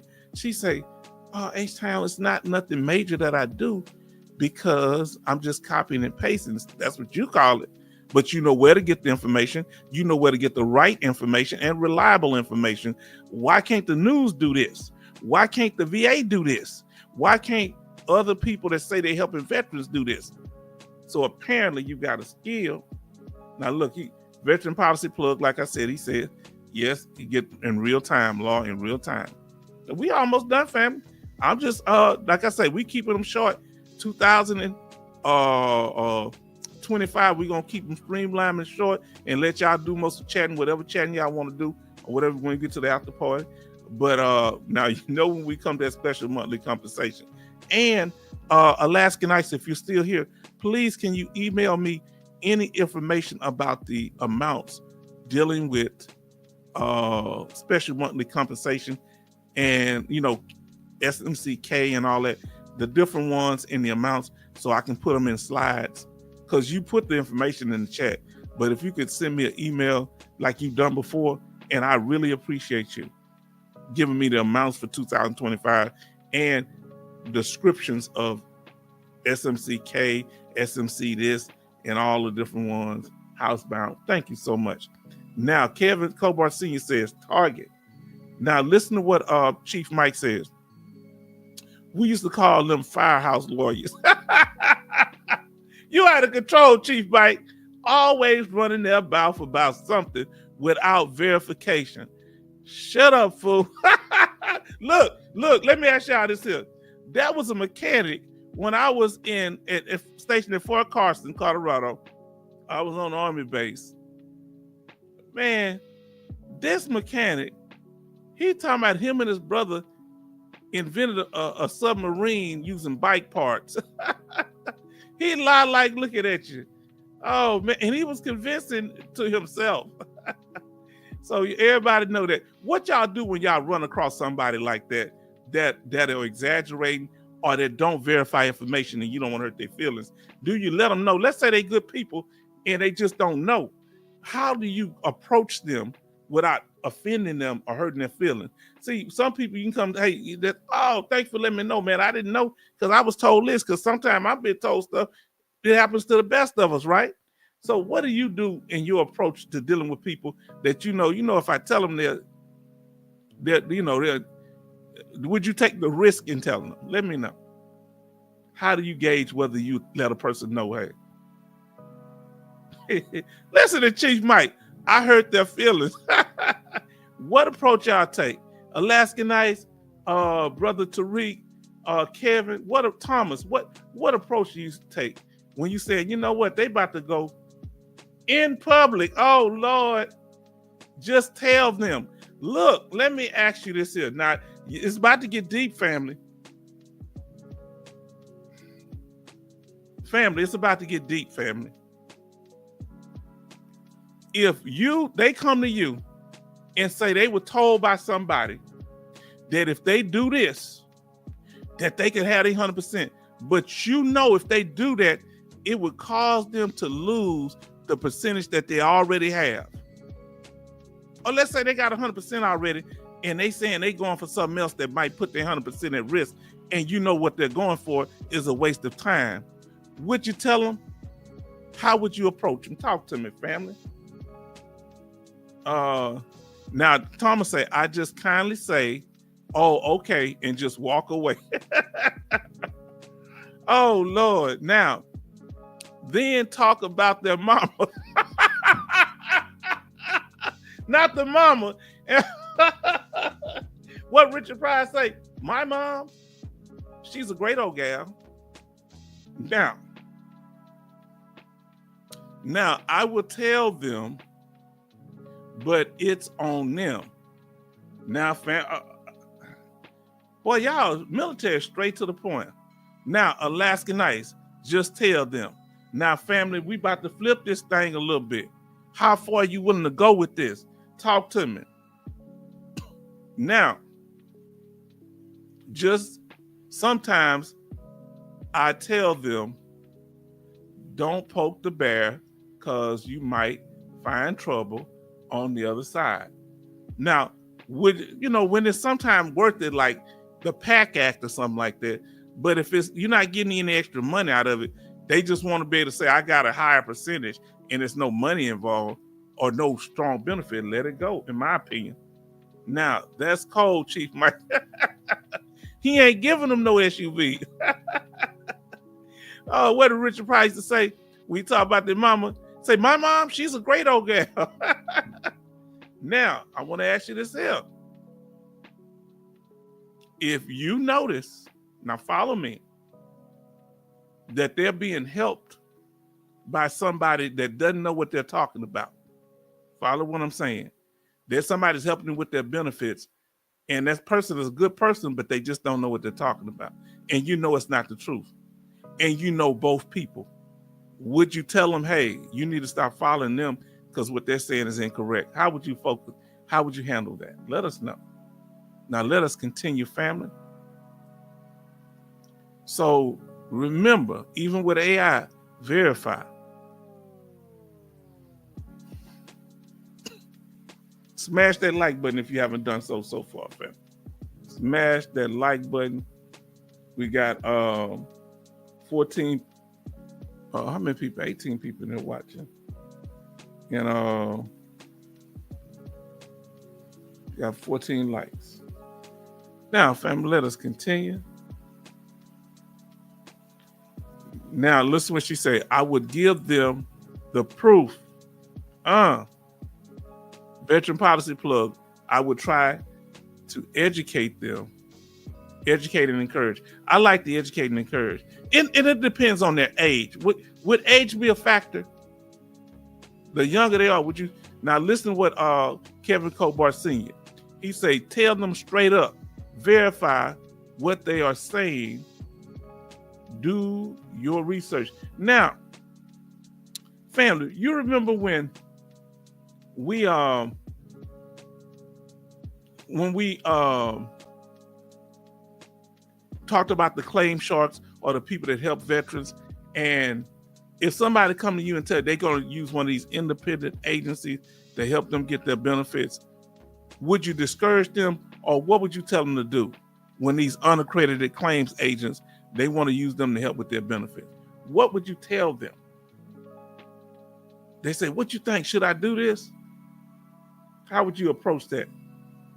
Now, Thomas say, I would tell them to go back and do their research and find out for yourself and give them some information straight from CFR or the VA law. Come on now. That's real talk. Real talk, family. Now, family, see how we doing this? I told you, we streamlined it. We got a lot of our facts out of there. Now, we're going to check to see if there's a VA law change, family. We're going to see if the VA law has changed. I checked earlier today. It hasn't, but we're going to check it right now, family. Y'all want to do that? Let's do this here. Excuse me.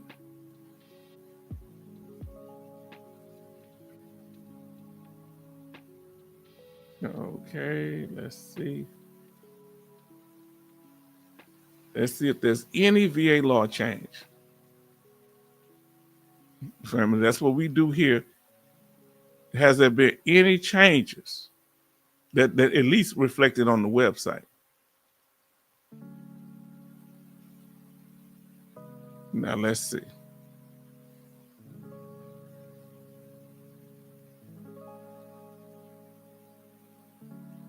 Now, on the website, as you can see, the last change was on December 18th, 2024. All right. So there hasn't been any change. At least them putting it on here. Now, here's the law change. So for those you'll know. All right. If you want to know, go to the veteran, go to va.gov, and you can find it out right here, whether there's any law change. All right. And they do it by date. You can go by month. We in January, February. You can go back to, I guess, to 2024 also. All right, family? Is that all right? Come on now. Come on. And we going to cover it for you here. Remember, they was changing stuff around Christmas. Now, let's get back to this. Now, remember, VA law is constantly changing. And it's always a time to update. And we got it to you here. Isn't that all right, family? Now, let's see what our family talking about in here.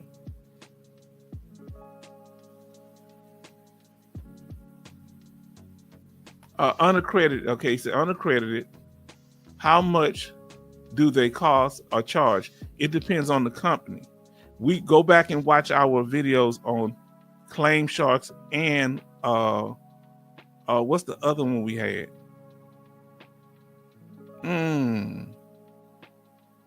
Oh, what's that called? The bait and switch.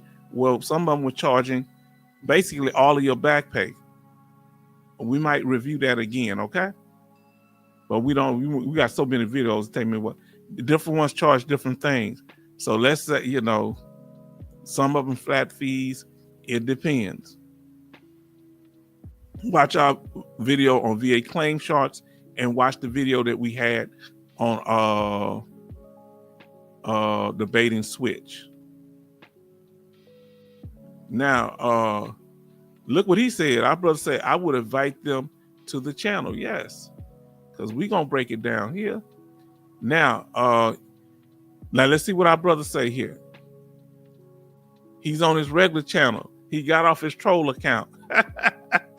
He said, you got to be careful getting these groups to help you because you are sharing personal information and giving the proxy permission over your claim, verify and validate. Because a lot of times they ask for your personal information. I don't know if y'all know that. Did y'all know that? They ask for your personal information. Man, y'all, let me tell you something. Your sign-in information.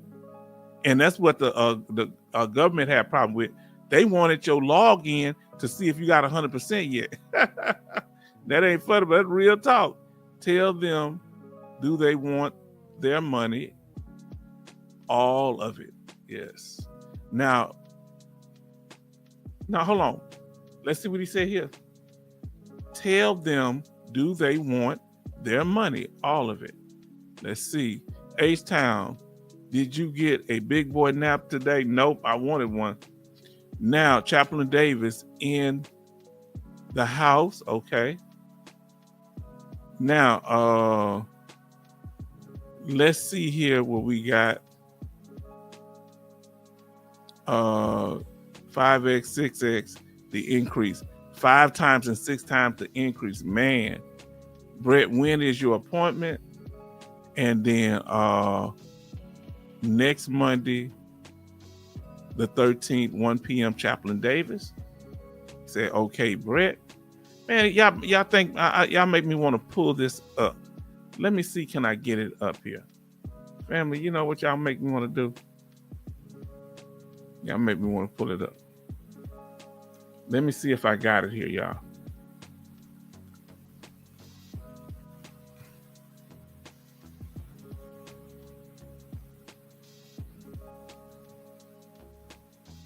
I'm trying to look at it, but go ahead and get in the chat, family, and keep it going. Remember, don't ever forget this. If you go to jail on a felony for 61 days or more, you're going to be reduced down to 10%, whether you're 100% or down to 20. And if you're 10%, they just cut your payment in half. Unless you give your money to your dependent, you have a dependent wife, you can send the whole check to her or husband, and they can send you a certain amount to put on your books. But you can't just get it by yourself. All right, we're going to do the fair use in a minute. If I'm able to pull a video, smash that like button, family. If you haven't done so, smash that like button. Now, I want to look up that video. Now it's time to hear from you. Now, that's a good question. Now it's time. And this question come right in here. Chief Mike says, does anyone in the room qualify for the PACT Act? I don't. Anybody? Somebody said they did. They had a 0% last live stream.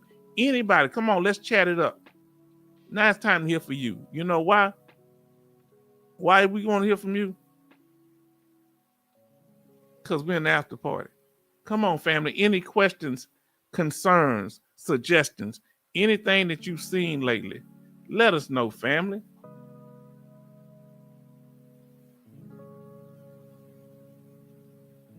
Let us know.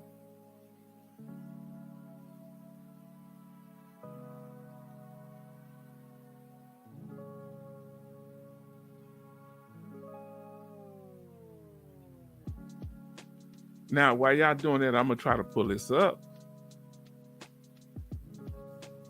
We went over this before. We're just going to go over sections.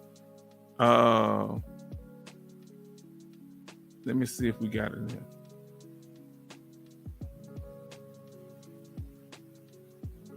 And this is why the DBQs, and another reason I want to go over this, this is the reason the DBQs are such a hot topic, because they felt like that these DBQs are being filled out by people, these unaccredited claims consultants.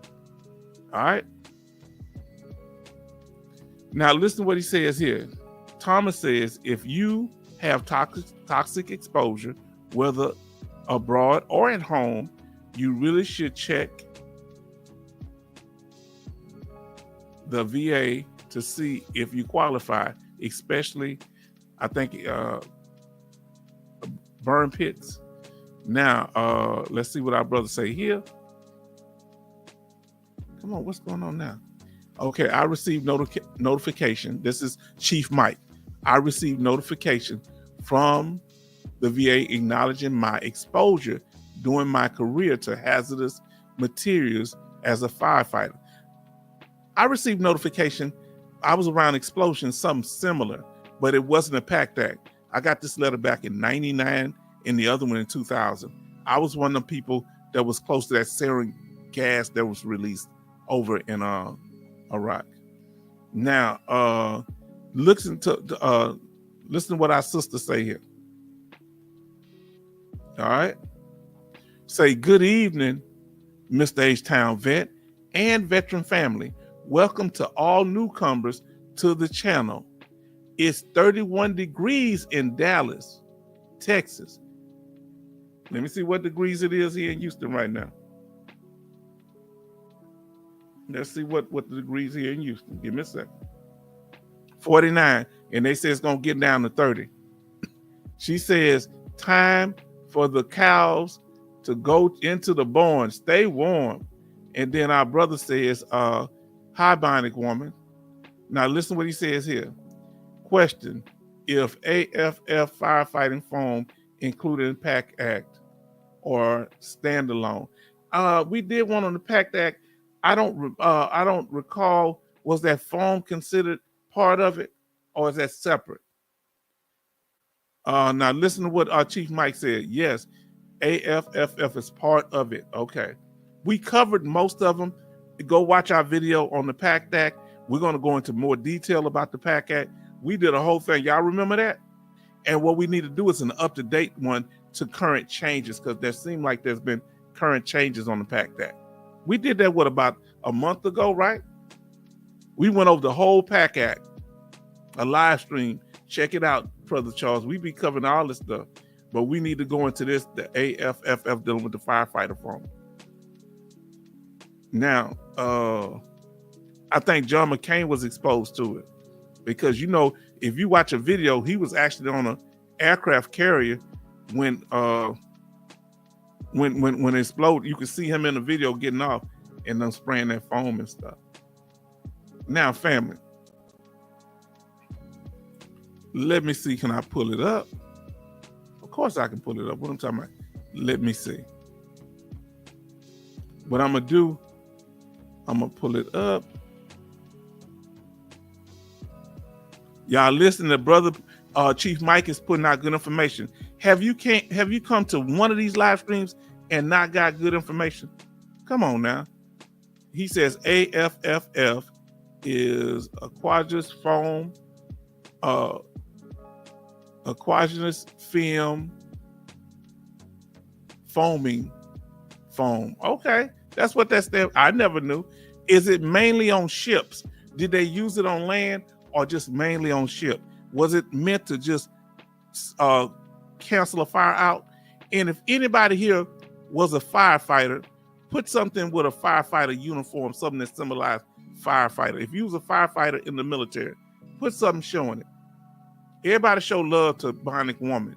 We was concerned, how is that knee doing? How are you doing, sister? All right. Hi, Brett from Bionic Woman. Now let me pull this up. And we saw this already, but this is critical in what they're doing, trying to be restrict with these DBQs. And somebody brought it up tonight. So this is the one we did on the claim charts, talking before the government. Family, let me turn the music off.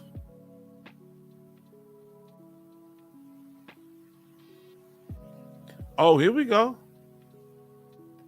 Charleston says, no, AFF is also for aircrafts, jet fuel. So I'm gonna tell y'all see, y'all guys that on these ships in the Air Force, y'all kind of know more than me. We had airplanes in the military, but I wasn't nowhere around that. Now, Chief Mike, firefighting agent. Okay. And Thomas say, hi, Bionic Woman. Now, Kevin Colburn Sr. says, evening, Bionic Woman. Now let me turn this music off. Keep that chat going, because we getting down tonight, family. This is why they trying to change, make it more strict with public DBQs, so you can't get an outside doctor to fill one out. I think this is backlash to these unaccredited claims agents. All right. And if you watch our video, we go over the different groups: lawyers, accredited lawyers, unaccredited lawyers, VSOs, unaccredited claims agents, and the county claims, VSOs that help you also. But this was a big thing. Now, we're going to go through little clips of this. So let's see what we got, family.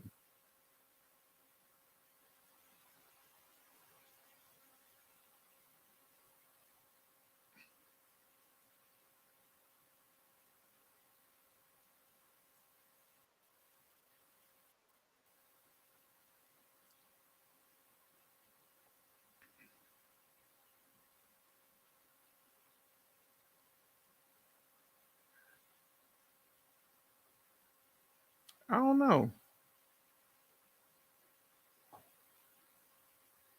I think this is a different one. No, this is a different one. This is a different one. Sorry, fam. We saw this. No, this ain't the one. Give me a chance. Let me take this one down. We saw this one already.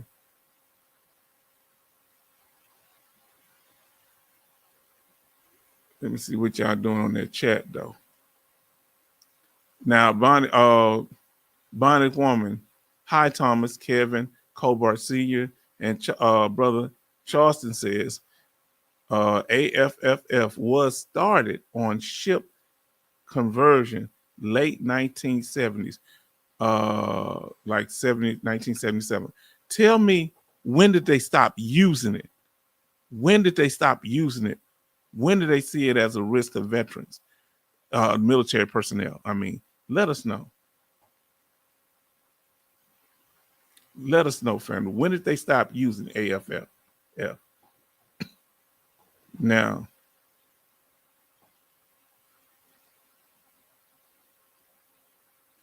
let me see what we got.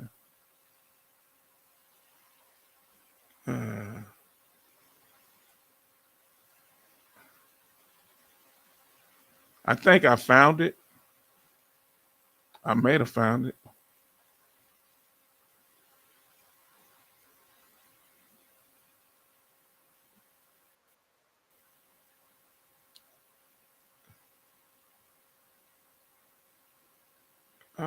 No, they come in there a lot, apparently.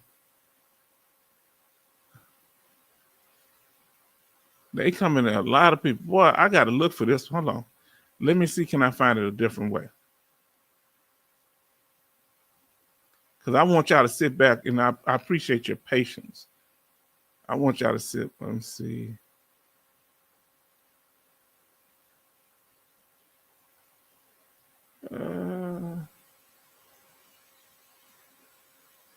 Let me see if this is it.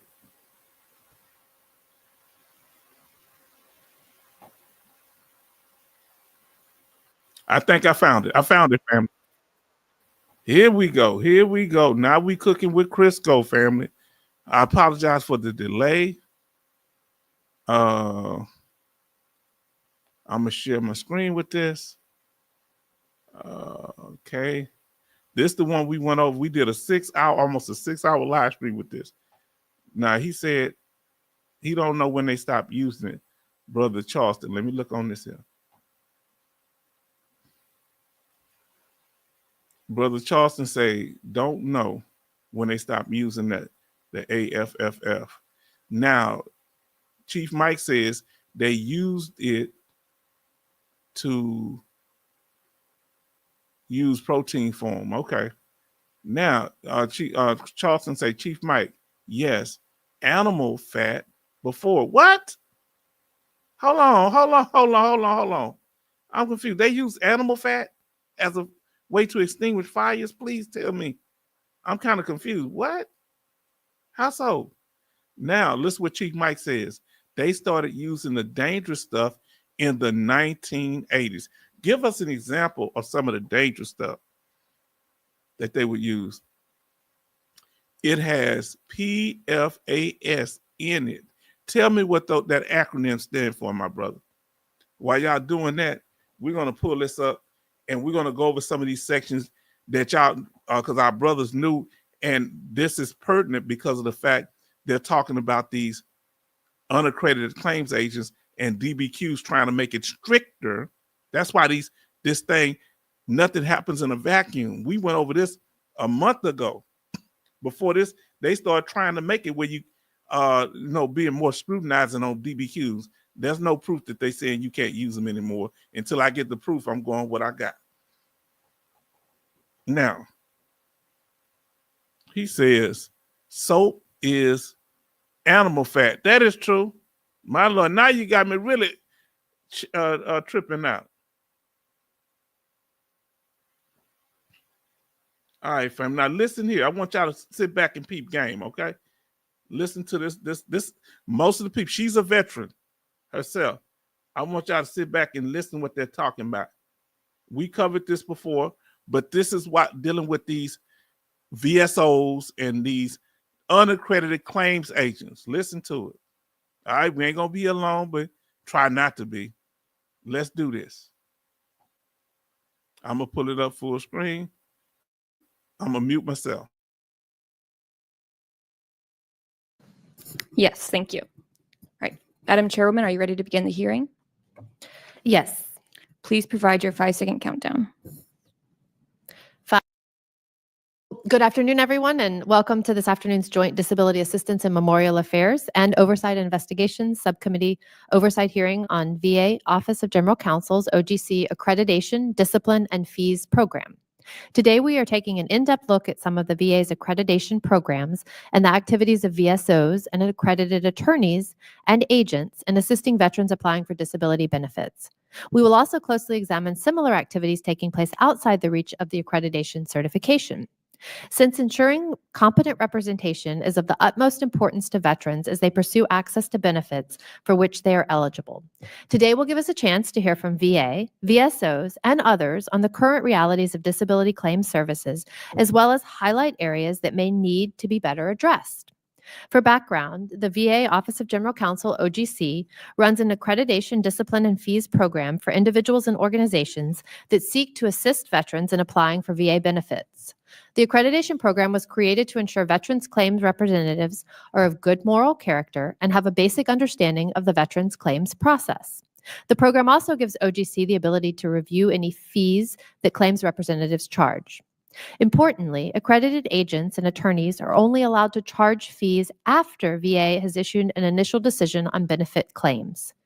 VSOs, on the other hand, are not permitted to charge fees at any point in the process, nor are unaccredited individuals or companies. Accordingly, the accreditation program provides some degree of oversight and vetting of the people who assist veterans with their benefit claims. However, the program lacks resources and certain policies and procedures could be improved. OGC is limited in its ability to pursue complaints about unaccredited individuals and companies that operate in a legal gray area.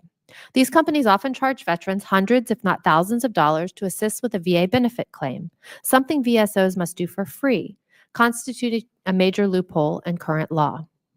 Unaccredited for-profit companies argue that veterans should have the right to choose how to best navigate a bureaucratic and confusing disability claims process at VA, regardless of cost. VSOs counter that veterans are being preyed upon by for-profit claim sharks and vultures who operate outside the accreditation program and charge a fee for their services, work that the VSO community does for free. It should be noted that the Federal Trade Commission, FTC, VA Office of Inspector General, VA OIG, and Department of Justice, DOJ, also have some authority to respond to complaints about unaccredited companies. However, it is unclear how many of these complaints result in actual investigations and/or prosecution. For decades, federal law penalized unaccredited individuals who directly or indirectly charged or solicited a fee from veterans for VA claims assistance. However, this penalty was stripped from statute in 2006. In recent Congress,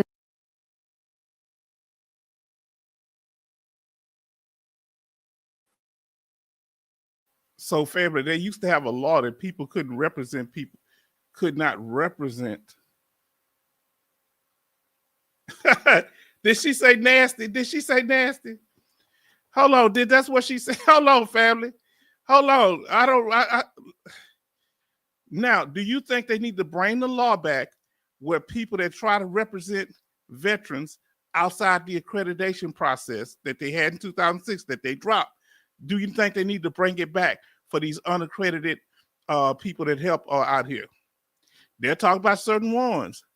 They talking about trajectory.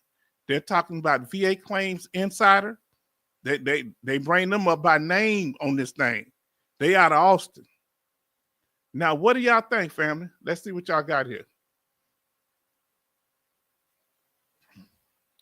He said, I use logic to answer questions. Okay. That's like Dr. Spock. And he was also talking about the chemicals. He said the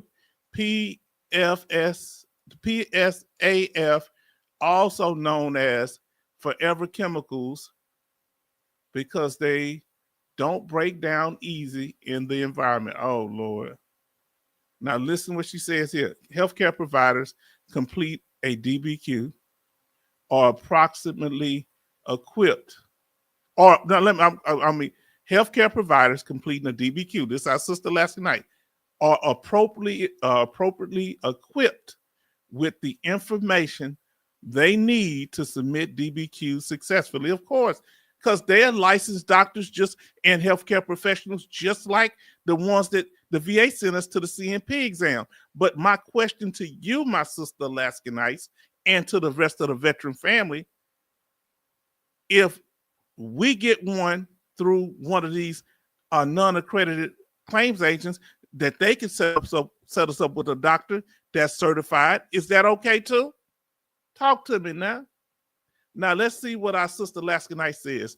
VA wants veterans to be aware of individuals and companies marketing the service of completing DBQs. Why you think that is? Don't be fooled by companies advising them they have a special relationship with medical. Yes, indeed. With medical what? Medical professionals. And now this is the big problem that they get in trouble with. And can guarantee the veteran a benefit award. Can't nobody guarantee no veteran no benefit award because there's too many variables involved. Even if they got the proper evidence for you, the VA might get the claim wrong. How many of you got a duty to assist in here? If you got a duty to assist in here, let us know. Put a 1 in the chat. If you have what's that other one? Yeah, if you got a duty to assist in here, put a 1 in the chat, please. Come on now. Now listen what Brother Charleston say. Boy, this lady calls them nasty. Look, let me tell you something, Brother Charleston. Let me go back to him. She is ruthless. She's very well-spoken, sharp, but she's a veteran too now. Man, the guys be dancing around with it. When she get to them, she break them down, man, with simple words. Look, I wouldn't want to be married to her and come home late with a good lie. She be boom, boom, chop all that up. Now listen, Thomas says, you're absolutely right, Alaskanites. Now, how y'all feel about these so-called claim charts? Now, Charleston Zimmerman says, call them sharks and vultures. Okay. Now, Alaskanite says, to ensure claimants have access to responsible and qualified representation on their VA claims, accredited veteran service organizations, these are the VSOs, okay? That's what it stands for. Attorneys and agents are available to help. Huh? Now, what was my question? Lord, I forgot my question. What was my good Lord? I forgot my question. Kevin said a 1. Y'all know what it was. Now, let's see. And the difference of opinion, too. Thomas said 1. Come on, family. Y'all cutting up. Let's see what else she say. She's not the only one going to be speaking. They move pretty fast on this. And you're going to get to hear from the unaccredited claims agent. We did this before. We're going to do it again in a shorter version. There have been several attempts to reinstate the penalty for charging a fee to assist veterans without accreditation or otherwise. Do you think they have a right to charge a fee to veterans if they're not accredited, like the American Legion or or accredited lawyers, do you think they have a right to charge veterans without accreditation? They stopped charging them, punishing them in 2006. Shouldn't they have a right to make money? He says no. Hold on. Most of these companies are ran by veterans. You don't want these veterans helping veterans, even though they're unaccredited? Talk to me now. Let me know, family. I hear you. Let us continue. To regulate the for-profit claims consulting industry. But to date, none of these efforts have been successful. This hearing presents an opportunity to hear from the VA, OGC, from VSOs, and unaccredited companies themselves, and could inform future legislative efforts. As reported in Military Times last week, the Wounded Warrior Project's last annual Warrior Survey reported that 42% of veterans registered with the nonprofit reported in the summer of 2021 not having enough money to make ends meet in the past 12 months. In addition, 13% of Wounded Warrior Project warriors reported being unemployed at this time, compared to 5% in the general population. As these numbers indicate, access to eligible VA benefits is essential for many of our veterans. It is the responsibility of Congress and the VA to ensure that the compensation claims process is free from predatory practices targeting those who've served. I look forward to hearing from our witnesses today and appreciate your candor and feedback as we look for ways to better meet the needs of our veterans and all claimants seeking rightful compensation. With that, I would like to recognize the ranking member of the Disability Assistance and Memorial Affairs Subcommittee, Representative Nels, for 5 minutes to give opening comments. Thank you, Chair Laurie and Chairman Pappas. Good to see you. And thank you all for being with us today. And as a veteran myself, I know firsthand just how confusing and cumbersome the VA claims process is. As a congressman for Texas 22nd District, I constantly receive requests from my veterans constituents for assistance with their VA claim. And as a lifetime member of the VFW, I have seen veterans help each other navigate the benefit system. And I hope one day veterans will be able to receive their earned benefits the first time they file a claim without additional help. Until then, it is essential that veterans receive qualified assistance with their benefits claim. VA's accreditation program is responsible for ensuring that veterans receive fair and effective representation with their claim. And under this program, VA's Office of General Counsel, or OGC, determines who can represent veterans. OGC also has broad authority to investigate concerns raised against accredited representatives and discipline the bad actors. According to VA, in the past 3 years, VA has removed or suspended the accreditation of over 15,000 representatives. Although this is a positive step forward, I hope the VA will explain how it plans to regularly monitor the list of accredited individuals to make sure it is up to date. And moreover, I understand that there are organizations that assist veterans without being recognized by the VA. As a result, the VA may not have the ability to hold them accountable and must refer any complaints to other enforcement authorities. I have also heard concerns about these companies charging veterans fees outside of the accreditation structure. Because these groups operate outside of this structure, it is unclear how many of them exist, how their business practices may differ, and whether veterans were satisfied with their services.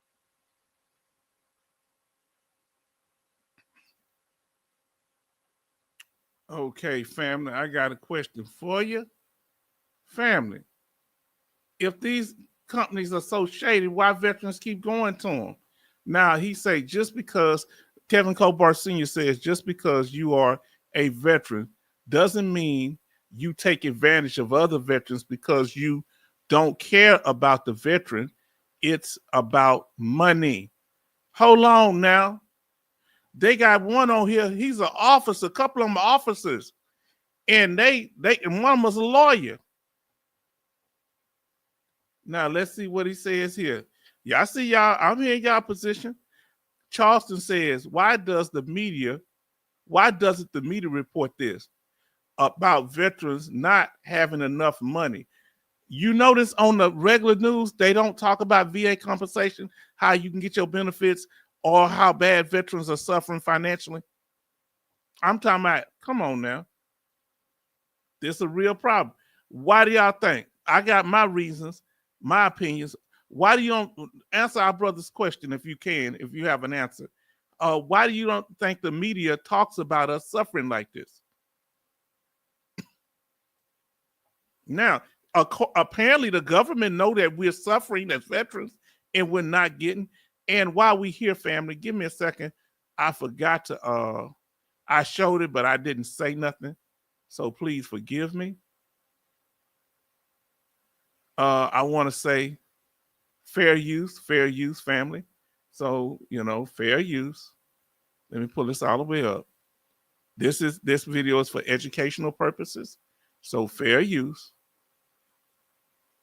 Now, let us continue, family. Now, let's see what our brothers say here. Kevin Kobar Sr. says, want your doctor to be accredited while the practice medicine, right? Oh, Lord, why you had to go there? If I don't agree with you, I'm end up in a pine box. Why you had to come so hard at me, brother Kevin? Kevin, why you had to be so real with it? Huh? But if somebody telling me, I can guarantee you 100%, all you got to do is give me all your back pay. Well, I ain't got nothing now. I'm as they saying, I'm struggling financially. Nobody talk, but this person telling me what I want to hear. Come on, family. The veterans are in financial strait. Even those that's got the benefits, we still struggle because we got to help family members. We got to catch up on stuff that we didn't have the money to catch up on. Come on now. We didn't have the money to catch up on before we got our benefits. We had to make it work until the end. We got debt that we have to pay. Come on now. So I'm agreeing, but I'm asking, can you kind of see? Now, Thomas say they don't want to give veterans their fair share. That's more money the federal government can keep and use for other agencies and departments, keep us veterans in the dark. Now, listen what he say. What if they get it wrong? I can't argue with that. We don't know their success rate now. Now, I think some of them put them on there. Kevin Kobar Sr. say, you can miss me. You can miss what? Hold on, he say, you can't miss what you never had. Come on now. Real talk. You know what that's all about. Now, let's continue this here. Let's continue, family. Let's see what these Congress people talked about. This happened, I believe, about 9 months ago. So this is what led to all this DBQ stuff. Huh?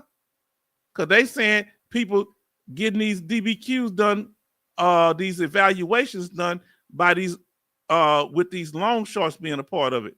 I mean, these claim sharks. Now listen to what Community Chaplain Davis says. Here's a thought. Why do these businesses exist if VSOs are properly trained and fully able to help? If they was doing their job, huh? Come on now. My homie came up talking to me saying, man, he took my woman from me, man.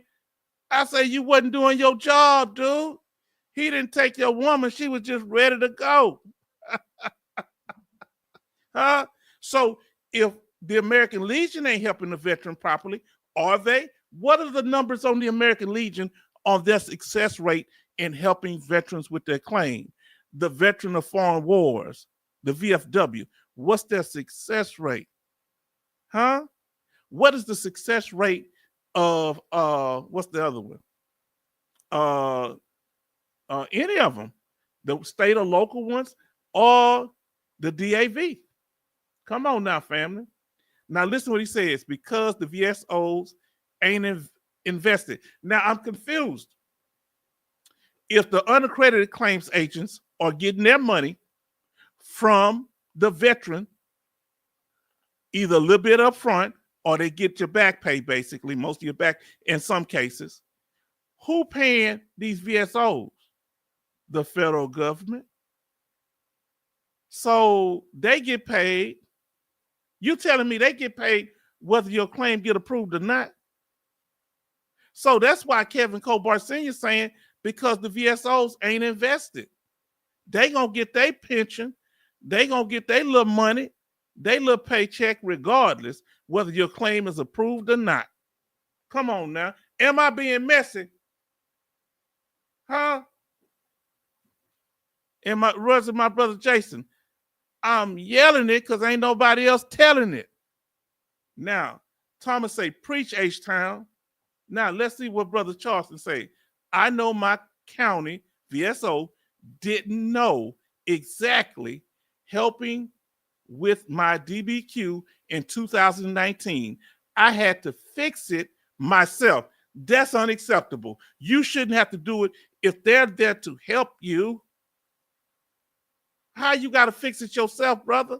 How's that right? You went to them to help you. I don't know. I'm just saying, family. I don't think it's right that our brother, how y'all feel about Brother Charleston Zimmerman having to fix his own DBQ because they didn't help him properly at the regional office, presenting the information properly? All right. Kevin Kobar Sr., verify. Huh? Come on, verify. Man, I'm yelling too much. Y'all got me worked up here. Community Chaplain Davis coming back in. He always has some good information. He says, and the VSO, once you give them permission to handle your case, is going hell with the way they want to handle it, sending in what they want to send, sometimes filing entries they think will work. But do they always consult you, Community Chaplain Davis, when they submitting stuff and they doing it willy-nilly, or they coming and sitting down with the veteran and say, hey, this is the strategy? Do they tell you what the strategy is, or give me that, I'll send it in? Come on. Most of the time, I had a good one with American Legion. Come on, now I ain't trying to be messy, family. Now, Brother Charleston said he was an Army vet, put in asbestos. I had to change to COPD. So had the wrong thing. Now, do you think because of different branch of service, he probably wasn't as informed of what you was going on I think you were in the Navy, right? Or Air Force, one of them, Brother Charleston, I forget. Now, Community Chaplain Davis, not hell, they're going to handle the way they want to. Now, Kevin said no. Now, let's get back to it, family. Family, I'm not trying to stir y'all up tonight. We just talking about some real talk. You come here, we ain't been here but 2. Look how long we've been here. 2 hours. We got this information coming through. We went over our information, and we keeping it going. He say Navy shipboard exposure. Okay. Now, have you filed for GERD, Charleston? Because GERD is something that a lot of Navy veterans get, right? Given the water and the stuff on the ship. I forgot what GERD was. Is that acid reflux? Now, Community Chaplain Davis, the first time I talked to the VSO, he tried to pull documents out of my file, tell me I didn't need them, when I knew good and well I needed to prove certain times of duty and duty first training. Come on. Yeah, you need, if you know that. Did he give you a realistic reason of why, brother? Let us know in the chat. Now, let y'all keep y'all chat going. We're going to keep this going. Now, let me see what I got here. Today, I'm here to listen to the accredited representatives and companies about their views on how to help veterans. My priority is ensuring veterans have choice and transparency over their representation and are protected from financial exploitation. And again, I would like to thank our witnesses for being here today. I look forward to hearing your ideas for how we can improve the VA accreditation program. With that, I yield back. Well, thank you to Ranking Member Nels. I will now call on Chairman Pappas, who is the chair of the Oversight and Investigations Subcommittee. Thank you very much, Madam Chair. And today's hearing addresses an important issue that affects thousands of veterans who apply for critically needed benefits. Unfortunately, for many veterans, filing a VA disability claim can be a daunting task. There are often multiple records that need to be requested and various forms that must be filled out. All of this can be overwhelming for someone who's adjusting to civilian life or dealing with an underlying medical issue. That's why the federal government long ago recognized the need for competent, credible individuals and organizations who can help veterans and their families access the benefits that they deserve. However, all too often I hear stories of veterans, including veterans in my state of New Hampshire, who think they're getting help at a reasonable price, only to realize months later that they're on the hook for thousands of dollars in fees for subpar claims assistance. The accreditation program run by the Office of General Counsel at the Department of Veterans Affairs was created to prevent this from happening. The program ensures that VA-recognized agents, attorneys, and representatives of veteran service organizations are of sound character and have the knowledge they need to help veterans file benefit claims. The accreditation program also gives VA officials the ability to review any fees that agents or attorneys charge and step in when a veteran is being taken advantage of. For decades, federal law has prohibited anyone from helping a veteran prepare or present a VA benefit claim without accreditation. Accredited agents and attorneys may only charge a fee once an initial claim has been denied and the case has been appealed. VSOs like the VFW and American Legion are never allowed to charge a fee for their services. Despite this black letter law, there's been an explosion in the number of unaccredited for-profit companies who say that they're not preparing or presenting claims. Rather, they say they're offering pre-filing consultations or education-based coaching on how to file a claim. These companies. Now, did y'all hear that? He's saying that the VSOs don't charge. So how can you be mad at them? Sometimes they get you your benefits. Why you tripping so much? Why you so unsatisfied that you're going to go to these outside unaccredited claim agents? And if neither one of them can be trusted, what's the solution? Who do you blame? The U.S. government, the VSOs, or the unaccredited claim agents? Let us know. Kevin Colbert-Senior say, BS, that's BS. Let us continue, family. Often advertise increases in disability ratings at faster speeds than what others are able to achieve. However, if you read the fine print, they also charge veterans hundreds, if not thousands of dollars. We'll hear from two of these companies today. It's not my intent to And when he's talking about hearing from, he's talking about the unaccredited claims agent. You're gonna hear them. It ain't long, but we're gonna get to them. We're gonna skip some time to get to them. single out the two companies who will testify today. They're not the only ones who operate in this space, and I have no doubt that some veterans are satisfied with the services that they provide.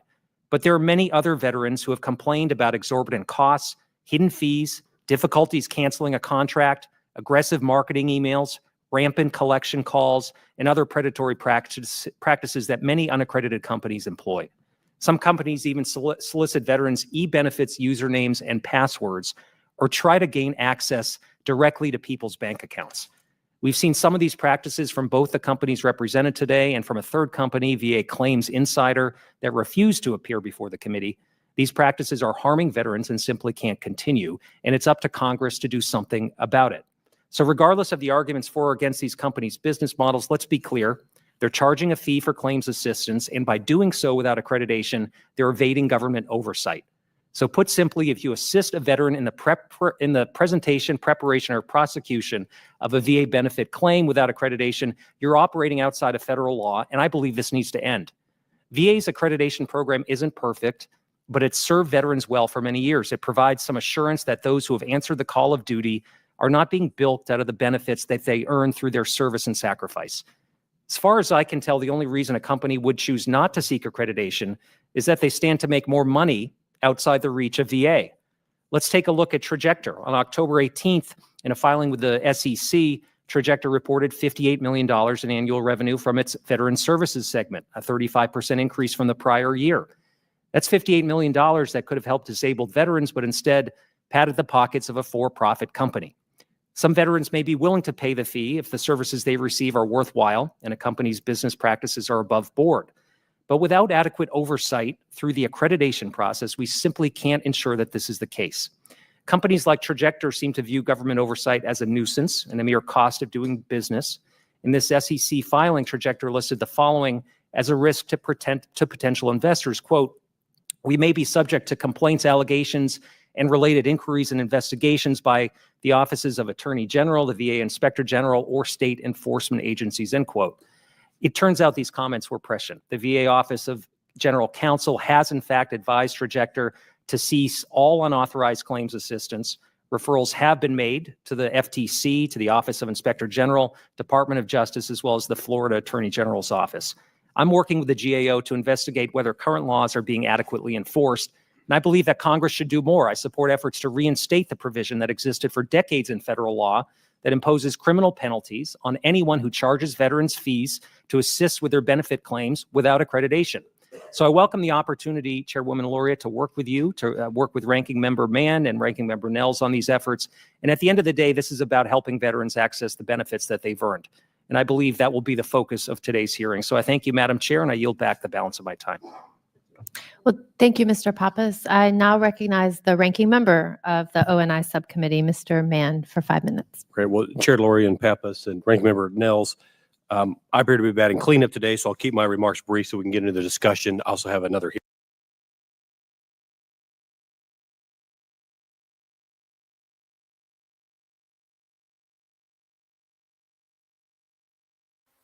Okay, family, are you getting anything? What's going on here?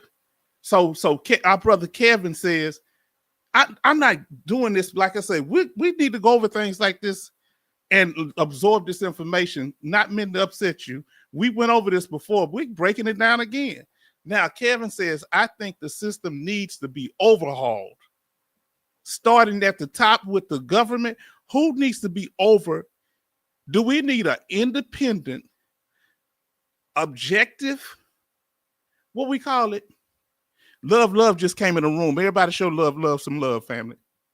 Do we need who needs to run dealing with veterans in their VA claims? Should there be a separate department outside the VA or somebody that monitors them other than the Office of Inspector General? Because apparently they're not doing their job.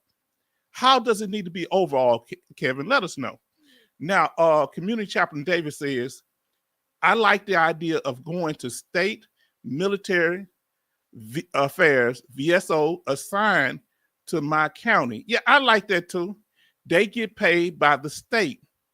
They have to do an adequate job and all that. I didn't know that. So it's tied to their doing a good job. Let me ask you this here. Should they have to fill out surveys? Should they have to fill out veterans fill out surveys of how they were treated by their VSOs? Let us know. Now let us continue. Community Chaplain Davis says, I have to use them. I haven't used them yet, but probably will on a spine complaint. Okay. Now, if you do that, you have to change your power of attorney, so you can't use two VSOs at the same time. I think you know that, but I'm letting others know it too. Now, Kevin Colbart Sr. says they can improve this system if vets come together and put pressure on the federal government. Do you think, did you hear that powerful statement, y'all? Let me ask you this here. Is us being here helping us come together? Is this helping us getting our minds and our information together where we can try to combat these? Because we all out here on our own, one veteran over here suffering, the other veteran over here suffering, and we're fighting it all by ourselves. Our brother Love said he arrived. I acknowledged him earlier. Brother Love, what's going on? Now, Charleston Zimmerman says, hi, Love. Now, Kevin Colbart Sr. says, what's good, Love. Rose City D says, hello, Love. Bonded Woman says, hi, Love.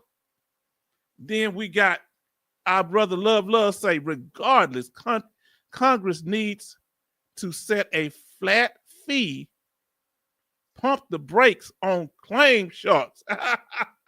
Facts. Let me read that again for the people at the back of the room that didn't hear it. Regardless, Congress needs to set a flat fee, pump the brakes on claim sharks. Huh? I'm just saying, y'all. I ain't said it. That's what Love said. I ain't being messy. Come on, family. Oh man, y'all cutting up in this chat. Ain't nobody got time to be playing with y'all. Now, Thomas says, "What's up, my brother, Love? You know, Thomas been around for a long time." Now, D says, "What's up, Love?"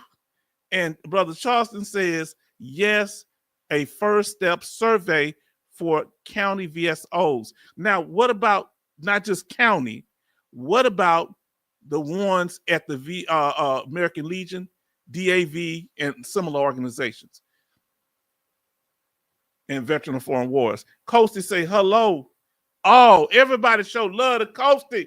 Coasty in the house. We talking about these benefits, Coasty. We talking about the claim sharks helping us with our claims. Are they taking advantage of us or helping us? We went over the information for the night, and in the after party, we just started cutting up. Huh? Now, Love say, hello, Charleston, Kevin, Rose City, Bionic Woman, Thomas, D, and H-Town. Huh? He had to say me for last, right?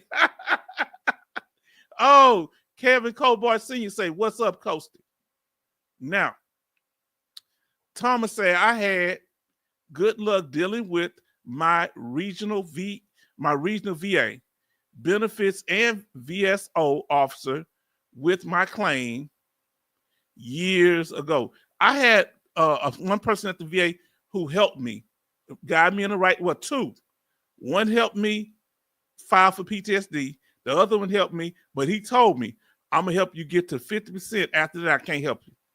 And he sent me over to the guy at the American Legion, and he helped me get the rest of the way. I don't know why he said that. He kind of said it, but I can't tell you why. Now, veteran policy plug. Hello, Love. Love say hello, policy plug. Coasty say Kevin. Bionic Woman say, hey, Coasty. And Coasty say, hi, Bionic Woman. Love. Bob Brett. Now, let's see what's going on here. Let's talk about it, family. I hope y'all listening to what the congressmen and congresswomen are putting down. Huh? Let's talk about it. Now, Community Chaplain Davis, here's an example. Some law firms help my friends got 10% tinnitus, 0% hearing in one ear, not service connected in the other ear. I said crazy. Somebody didn't order your paperwork correctly.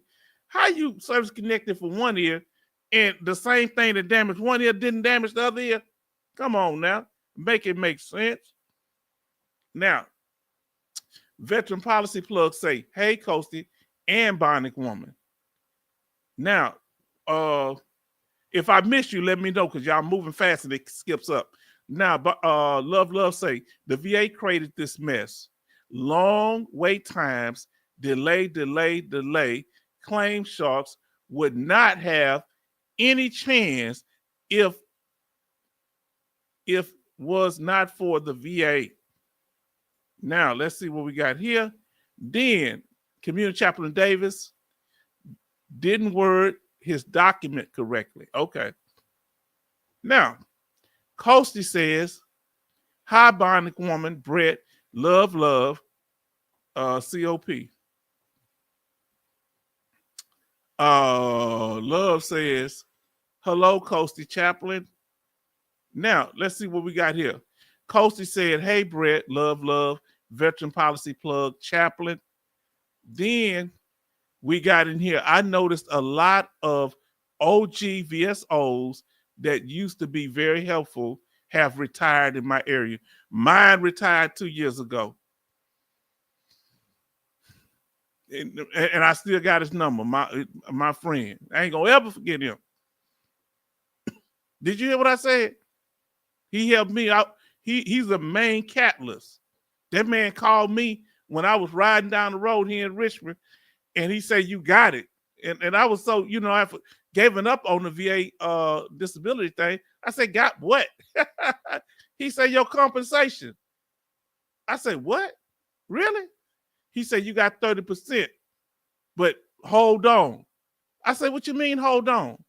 He said, "I'm going to call you back tomorrow." You know, he called me back the next day. "You got 50% down." Man, I love that man. My homie. Now, Benny said H-Town. Then Bonnie Woman said, "Hi, Mr. Veteran Policy Plug." And we thank God for Veteran Policy Plug's wife coming up last time and getting in the chat. We thank our brother Kevin Colbart Sr. for bringing his wife into the building. We thank when Military Mike brings his wife up. We appreciate y'all. And a couple of more of y'all did it. I forget who. Now, Kevin Colbart Sr. say, "True story, love. Now, love says, VA makes mistakes on purpose." You believe that? Just to delay your claim. I heard that being the case now. It's possible. Coasty say Benny. Benny say Coasty. Huh? Benny says Rose City D. Then love say hello, Benny. Then Benny says love. Then Benny say Bionic Woman. He say love say it's a crapshoot. Finding a good VSO trial and error. Come on, family. Can that be another way to find somebody to represent you in your VA disability claim without it being a crapshoot? What is it? Anything we can do to find somebody good? Is there certain things we can look for, or we got to do hit or miss? That ain't the way to deal with your VA claim, because you on a clock. Now, so I got to get to this, Thomas. He say, "Gotta go. Peace out. Prayers for Brett and Kevin C. and the rest of you poor, pitiful folks." Boy, what we gonna do with it? Now, let's get what we gonna do. Everybody show love to Community Chaplain Davis, who always bringing in knowledge, humor, and a godly presence. Thank you, brother, for bringing the spirit of the Lord around. Now, Thomas say, "I hear you, H-Town.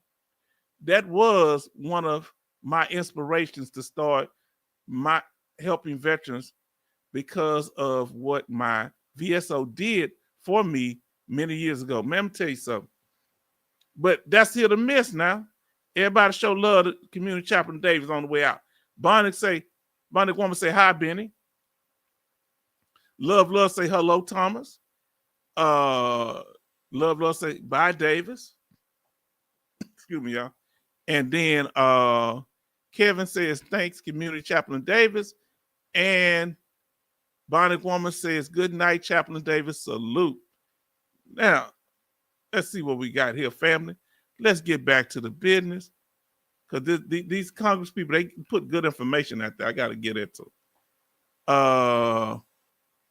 Thomas says, "Hello, cuz, Benny and Coasty." And then we got Kevin Colbart Sr. says, I miss Brother Zimmerman. I'm sorry. Say, "Bye, Community Chaplain Davis. Keep it real." Then we have Kevin Colbart Sr. "I want to become a VSO just to learn about how the process works, I guess. The VA is not going to help you win your claim. I'm talking from experience." Now, listen what he says. Look what he say. Community Chaplain Davis say, "Vote H-Town for VSO if he gets his citizenship straight." Hold on. He drop it. Look, he throwing shade at me. Listen, brother Charleston, they trying to say that I'm Dominican. You know my voice. You know I'm from the South. I'm a black man from the South. Don't you listen to him. He talking about I'm gonna get deported. They talking about I'm from what is that place called? I ain't Dominican. I never been to the Dominican Republic. I'm not Dominican. They trying to get me up out the paint. Now, Here, you talking about my paperwork is dirty. Now, Thomas said, CC, David, salute. Now, let's continue, family. Hold on. He say, no proof that I'm black. Look here. Look. I don't speak Spanish. And look, who you know talk with a Southern accent? You say I'm making up my Southern accent? He got me sensitive. A couple of them been doing me like that. And guess what? If I get deported, we going to be live from Puerto Rico, and y'all still going to watch. How about that? He said, yes, Virginia speaks H-Town. Hold on. He said, yes, Virginia speaks H-Town.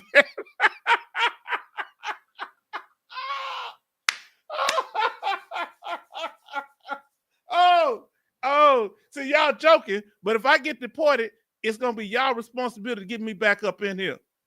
You understand? What they going to do with my benefits?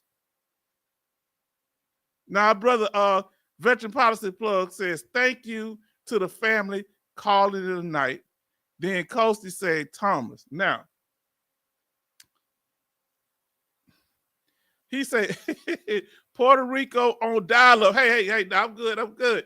Look, you go get your rest. He said he got him on dial-up. No, man, take me somewhere. Now, that's one thing that scared me. I don't want to leave my country. I want to be here. I don't mind traveling. I'm for everybody, man. Don't get me caught up like that. Oh, man, y'all too much. Let's see, we got it. Hearing I've got to run to here in a few minutes, so I'll be in and out for just a little bit. Bye. Filing a claim for disability benefits can be confusing and a difficult process. VA's bureaucracy makes it difficult for a veteran to successfully navigate it on their own. If the process was more efficient and more straightforward, we might not be discussing this issue because veterans could succeed on their own. Unfortunately, the process is complicated and burdensome, which is why there are 17,565 accredited agents, lawyers, and VSO representatives who can help a veteran with the preparation, presentation, and prosecution of their claim. Yet, despite these accredited individuals, there are groups that are not accredited that offer services to veterans during the claims process. I'm aware that there are questions about whether the work these groups perform is classified as preparation, presentation, and prosecutions of the claim. I do wonder if one possible step towards addressing these issues is increased transparency from all parties about the business practices and the services that they provide. I have many questions of my own about the accreditation process, the statute governing accreditation, and the groups that chose not to be accredited. Fortunately, we have witnesses who will cover all of the nuances of this topic today. We'll hear VA's perspective, we'll hear the VSO's perspectives, we'll hear the accredited lawyers' perspectives, and we will hear the unaccredited organization's perspectives. This topic is an emotional one. Bad actors have targeted veterans and have taken advantage of them during the claims process. This is inexcusable. Veterans are some of the finest among us, and to target them when they are looking for assistance with an overly complicated process is despicable and in some cases already illegal. Having said that, my goal is to keep my emotions out of it and to hear everyone's perspective so that I can flesh out the issues and understand all the angles. Only then, I believe, can we as legislators and stakeholders make informed decisions about this issue and how best to address it. I thank our witnesses for being here and look forward to our discussion. With that, I yield back. Well, thank you to both committees for your opening remarks. We will have two panels for today's hearing. With us for panel one, we have two government witnesses. From the Department of Veterans Affairs, we have Mr. Richard Dick Hippolyte. Did I get that right?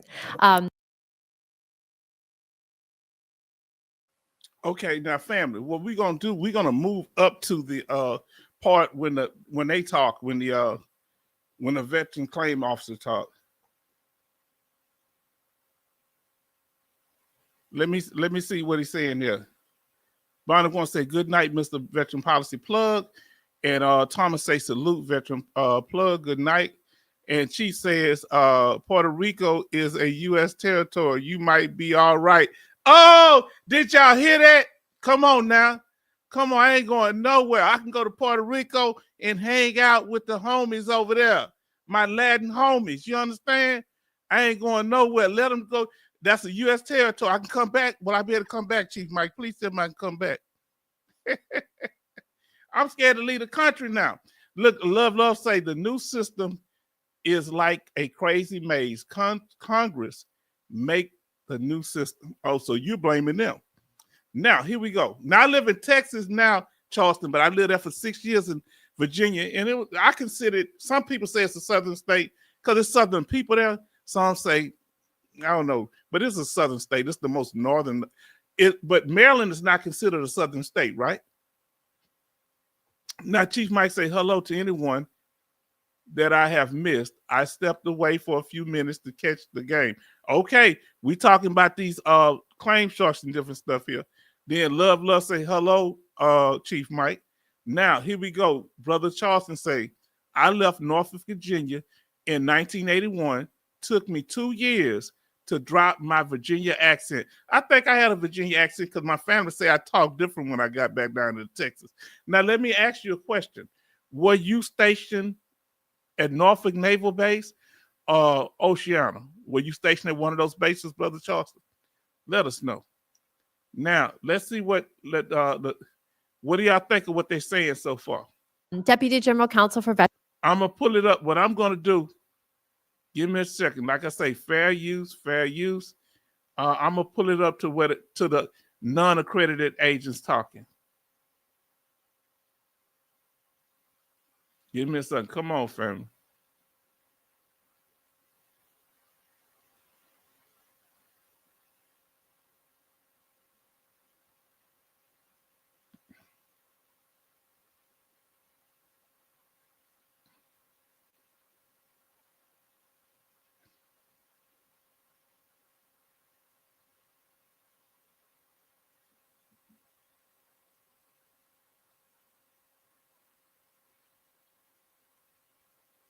Now, here's going to be the first one of these veteran service officers, these unaccredited ones.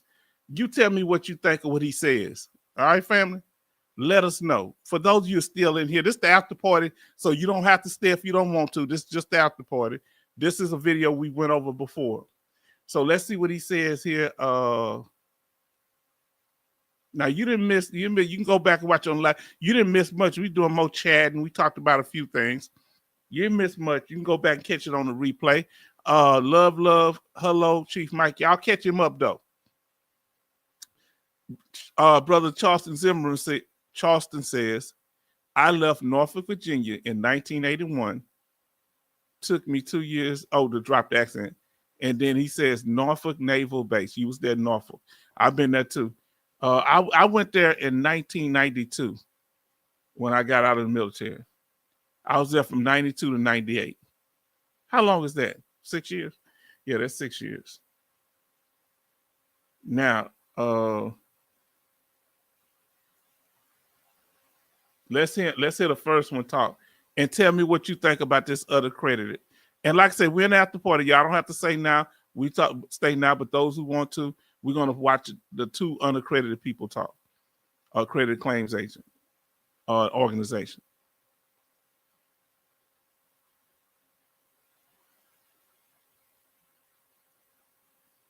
The U.S. Army. I'm a proud General Counsel has adequate resources. We have many members.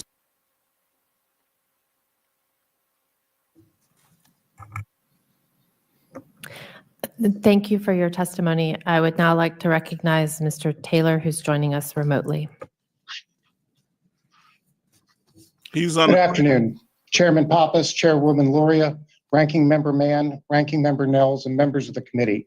My name is William Taylor, and I'm a co-founder of Veterans Guardian VA Claims Consulting and a veteran of the U.S. Army. I'm a proud graduate of West Point and retired in 2018 as a lieutenant colonel after 23 years and 6 deployments. In 2015, I started to consider retiring from the Army, and one of the questions that came up was VA disability benefits. I knew little more than they existed and that I felt healthy and probably did not qualify, which I now know was wrong. Information about VA disability benefits was difficult to find. Fortunately, I was able to successfully submit my own claim. Unfortunately, I was the exception and not the norm. The VA disability process is a bureaucratic and difficult system that challenges most veterans, and I am proud of the work Veterans Guardian has done to ensure veterans receive all of the benefits that they have earned. I am pleased to be here today to lend our voice to this important discussion. Based on my personal experience and that of others, we saw a serious gap in the system. We are proud to be veteran-owned, with over 75% of our employees being veterans, spouses of veterans, or spouses of active duty personnel. We are part of the military community. We are mission driven, and we are focused on providing the best possible service to our veteran clients. We appreciate the statements from all of the stakeholders here today, and we share many of the same concerns that you've raised. We have structured our business practices to address many of these concerns and are supporting accreditation reform to further address these issues and to provide greater support to our veterans. Given the difficulty in navigating the VA disability process and the sheer volume of veterans that need assistance, including a current backlog in excess of 230,000 disabled veterans, veterans need more options for assistance, not less. Veterans should be able to pursue their claims in the manner that best serves them, with full knowledge of all available providers who can assist them at any step in the process. Veterans make a fully informed choice to use our services for a multitude of reasons: easy access and responsiveness, our experience and knowledge developed and refined over tens of thousands of claims, our expertise utilizing a team method, our ability to help develop medical and lay evidence, and our competence in developing claims for secondary conditions. I am proud that we have assisted tens of thousands of veterans with over a 90% success rate. And the veterans themselves have made clear that we are providing an important and necessary service, as we have thousands of positive reviews and many personal referrals from our clients that are a direct testament to our client care. In fact, over 50% of our new clients each month are referred from previous or current clients. We have also received extensive recognition for our work and business practices. Veterans Guardian prides itself on being a transparent and Family, he said they got a 90% success rate. How can you beat that? You think he lied to government? I don't know. That sounds like a high success rate.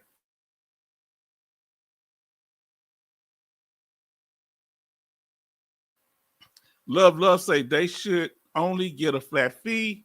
They're charging too much, and because the VA is not helping enough. Okay. ethical company.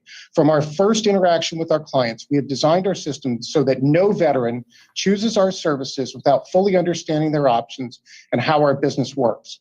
For example, we identify boldly on the front page of our website the availability of the free services and the VA OGC link to find them. Each veteran also affirmatively indicates in a simple, easy to understand one-page document that they understand that there are free services available, that they can pursue a claim on their own, that these options can be successful, and that they are choosing to use Veterans Guardian as an unaccredited fee-based service. We do recognize that there are bad actors out there, particularly with companies that are focused on pensions, aid and attendance, and loans. But these are the outliers. The vast majorities of companies in this industry are honest and ethical companies, and Veterans Guardian prides itself as being one of those companies. Our fee structure itself is wholly aligned with our veterans throughout each step of the process. We do not collect any fee unless the veteran achieves an increase in their VA benefits, and any fee that a veteran pays us comes from new benefits we have helped them secure. And no veteran is financially disadvantaged from where they were before they came to us. Our veterans are paying a one-time fee for assistance while receiving a lifetime of benefits. Included in our written submission for the record is a detailed description of our fee structure. In order to achieve the goal of ensuring that all veterans entitled to disability benefits receive them, we strongly support accreditation reform. We should open the tent to allow companies like Veterans Guardian to become accredited. Reform should increase knowledge requirements and scrutiny of applicants for accreditation, increase VA oversight of accredited agents, provide for regular audits of claims agent performance, establish more detailed standards of conduct, and provide the VA with the enforcement tools necessary to pursue bad actors. Our goal should be to expand good options for our veterans, improve oversight, ensure veterans are receiving competent assistance, and provide our veterans the freedom to make an informed decision on how they want to pursue their claim. Not too long ago, attorneys were prohibited from assisting veterans in the claims process. They fought for the best interest of the veterans to be included in the system and now fill an important void. We are also fighting to be included in the system because ultimately we want veterans to have more options, not less. I look forward to a constructive discussion on how we can work together to address these issues, accreditation reform, and to responsibly serve veterans who have dedicated themselves to the service of our nation. I welcome the committee's questions.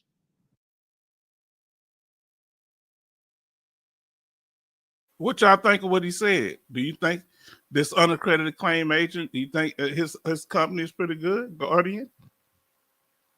What do y'all think? Did he talk a good game? Let's see what Love says. He said most organizations have too many clients and don't have the time to go one-on-one with and it takes time to build a claim and win. And you got to have confidence in your claim agent, right? Come on, talk to me. What y'all think? They say fair use, family, fair use. Hit that, smash that like button, family. Smash that like button. I'm done so. Now let's see what our brother Charleston says. If private VSO companies become VA accredited, won't the VA have to police them? Yes, and they're welcoming that. Okay, yes. They saying, yeah, we want to be a part of the accreditation process. If you're accredited, the VA is the one that accredits you, and they're the one that can unaccredit you. All right, now you say that's true, brother. What you say? That's probably true. I forgot what I said. What's probably true? Let us know. Like I said, we're skipping through it because I want y'all to hear that other company. Oh, here comes trajectory. And then we're gonna hear the last part. After we hear him talk, we're gonna hear them question them, okay? He gonna give his little statement. This is the other unaccredited claims consulting company. Get ready, family. Here we go.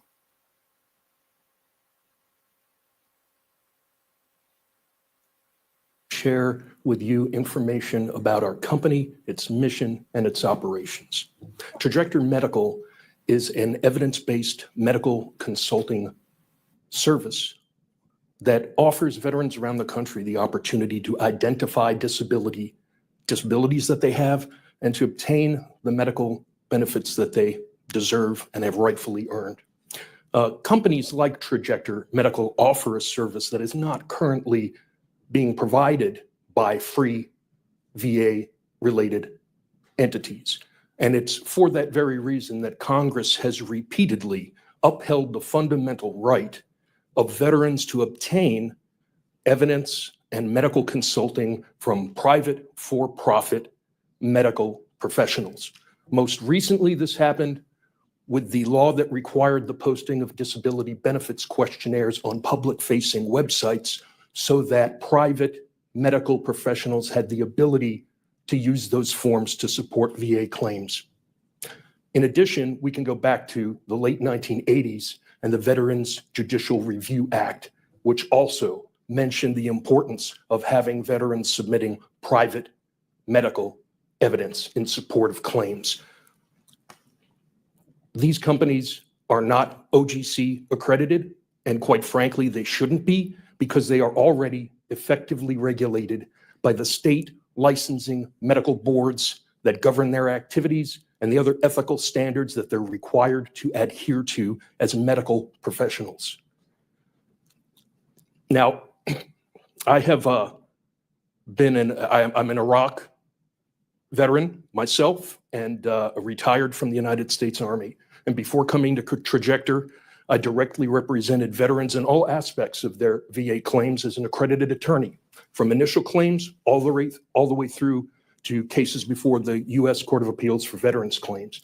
And what I witnessed through all of this pro bono work for years was that the most underserved community of veterans that's out there right now is veterans who suffer from disabilities related to their military service, and they're not rated and they're not diagnosed for those disabilities.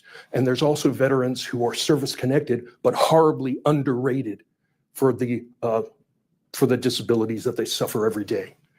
And it's important to realize that, there's obstacles along the road. Now, I've provided an illustration, which is Appendix A of the written statement that I provided.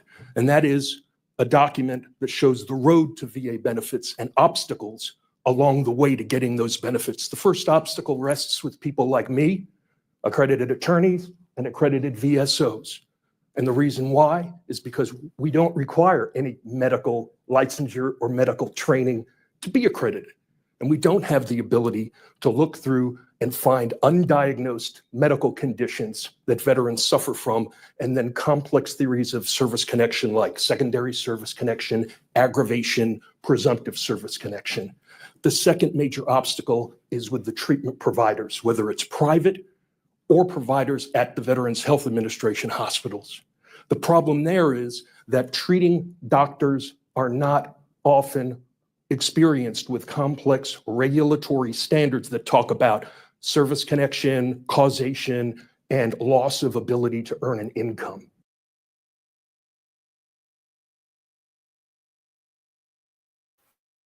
Now, family, like I said, we at the after party, but I'm gonna read a couple of these chats. Our brothers say, Thomas, if somebody outside, Thomas said, if somebody's outside vendor or VA accredited and know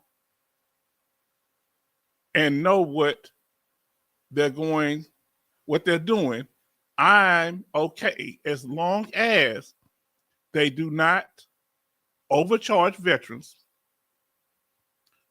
So somebody outside the VA system, as long as they don't overcharge veterans, it should be a flat fee.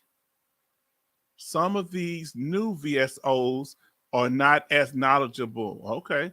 Then we got Love in the house. And he says, winning a VA claim is time consuming, gathering evidence, submitting paperwork. VA has their own language. The paperwork you submit must be on order. Whoever you get have to know what they're doing, was true. And he says they. Now listen to what he's saying here. Kevin Colbert Sr. says they are taking advantage of the fact that VSOs are overwhelmed and most veterans are going to go to these companies. Yeah, if they had a chance, if I knew about them, I might have went to one. But I don't think they existed back then. Sound like a hypocrite, don't it? Now, Kevin Colbert Sr. says it's about marketing for them. Okay. Now, Love says people are taking advantage of veterans. For sure, a flat fee would matter. What will pump the brakes on veterans being taken advantage of? Real talk. Then we have Thomas says, I agree, Kevin. Most VSOs are overwhelmed. And then we have Charleston says, Kevin Colbert Sr., that's true. If the veterans are needing the rating for money, they have no choice. They're backed in a corner. And then our brother Love say claim sharks are charging for filling out forms for veterans that should be free. They charge to fill out the form too? Okay. Now, back to what we're doing. And then we're going to get to the last part after he talks. It's just not part of the analysis. The VHA even advises its treating physicians not to provide assistance with disability evaluations, specifically because they fear a conflict of interest. And then finally, you've got the C&P examiners, and they're directed to look at specific questions that come out of the veteran's claims and what's raised by the veteran. And so there's little room to look for undiagnosed conditions or alternative theories of service connection. What we try to do is we approach this from a perspective of diverse medical professionals with this experience to assist in developing medical evidence and helping veterans identify their disabilities. If there was something we could ask, it would be, please don't create legislation that robs veterans of the ability to obtain the fundamental right to private, for-profit medical evidence, which is in various existing statutes that have been passed by Congress. We would love to help you understand more about the distinct role we play. Thank you. Thank you, Mr. Simone. And lastly, we'll now recognize Mr. Gallucci for 5 minutes. Thank you. Chairs Loria and Pappas, Ranking Members Nels and Mann, and members of the subcommittees. On behalf of the VFW, thank you for the opportunity to testify today on the issue of accreditation and predatory practices in veteran benefit claims representation. I'm the National Certifying Authority for the VFW, OGC number 31776, and joined by many of the leaders of our claims representation program here behind me today. The VFW and our global network of VA accredited advocates are concerned that bad actors are preying on veterans seeking to access their earned VA benefits. Tragically, when COVID hit, non-accredited consultants that the VFW calls claim sharks seized on the chaos to exploit veterans. If you searched veterans topics or Googled VA claims, you would be inundated with ads to increase your benefits or learn what VA doesn't want you to know. Like I saw in my own Gmail and social media feeds. Now that they've been exposed, they're mustering their ill-gotten gains to seek legitimacy for preying on our veterans. In our opinion, any group that fails to adhere to VA's well-established standards of accreditation and fee arrangements should be met at the door by Capitol Police, not offered a seat at the same table as hardworking VA accredited advocates who are held to professional and ethical standards designed to protect veterans. Nevertheless, the VFW invites the opportunity to have this critical discussion on what we can do to clamp down on predatory actors. In flashy lobbying materials and aggressive online ads, it may look like some of these companies want to eliminate roadblocks or offer more choice. Others may change their names to seemingly obfuscate dozens of complaints to the Better Business Bureau. But to have any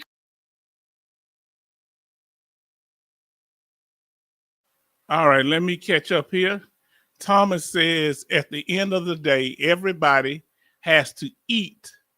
If the fee is right and they could give me the information, I push, excuse me, I need to push my claim through, and the VSOs are not qualified. That's a personal choice. Okay. Now, if you're just coming in here, families, smash that like button. I'm going to move the thing up where they get to the question period, okay?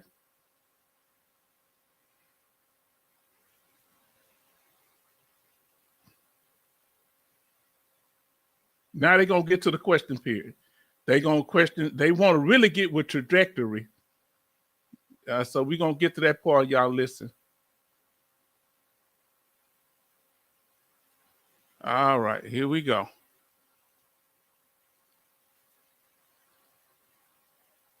we invite people to our training to see, touch, and feel and learn what our VSOs do, and look forward to working with both Office of General Counsel and VBA to open it even more. Great. Well, one last final question. I know I'm running out of time, and that's for you, Mr. Simone.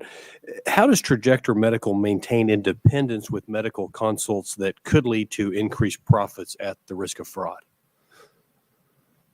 Thank you for the question. When you look at the standards that the VA regulations use to evaluate medical opinions from medical professionals, they're listed in the Code of Federal Regulations. I've provided that citation. I'd be more than happy to provide it again. But it talks about the standards. It talks about that education, training of the individual to be able to offer medical statements and medical opinions for the record. And more than that, I can give you citations to cases where the Board of Veterans' Appeals has evaluated the sufficiency of medical opinions we've provided. And they look at things like, is there a rationale for what is being addressed? Is it supported by peer-reviewed literature? Is there, the very important things that show, does it or does it not help that rater make a decision about whether this person is eligible for benefits or at a certain rating? So this idea of independence, there's no existing requirement in the regulations or the law that says, oh, you have to be separate or you have to work for a certain provider in a certain way to offer evidence.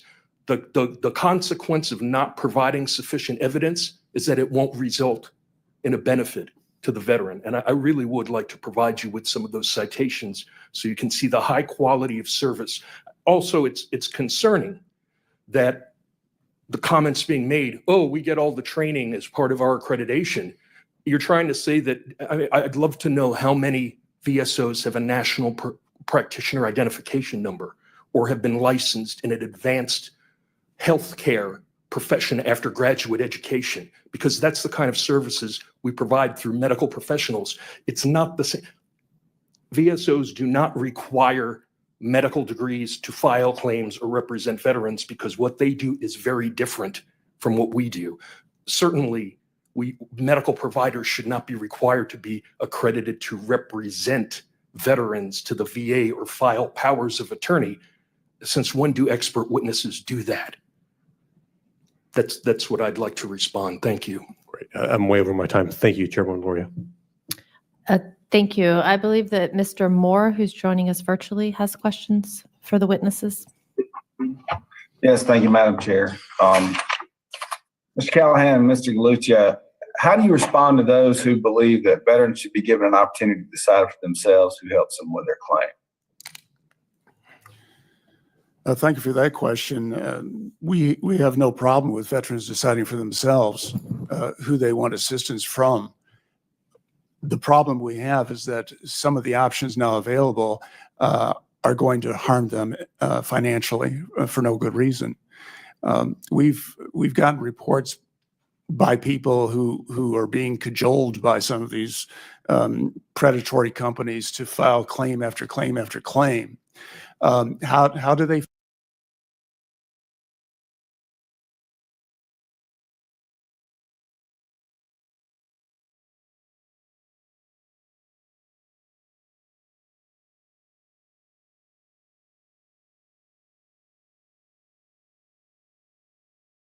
We're gonna get to the last part. We're gonna try to reach our question. We're gonna get to the last part, and we're gonna start reading our questions.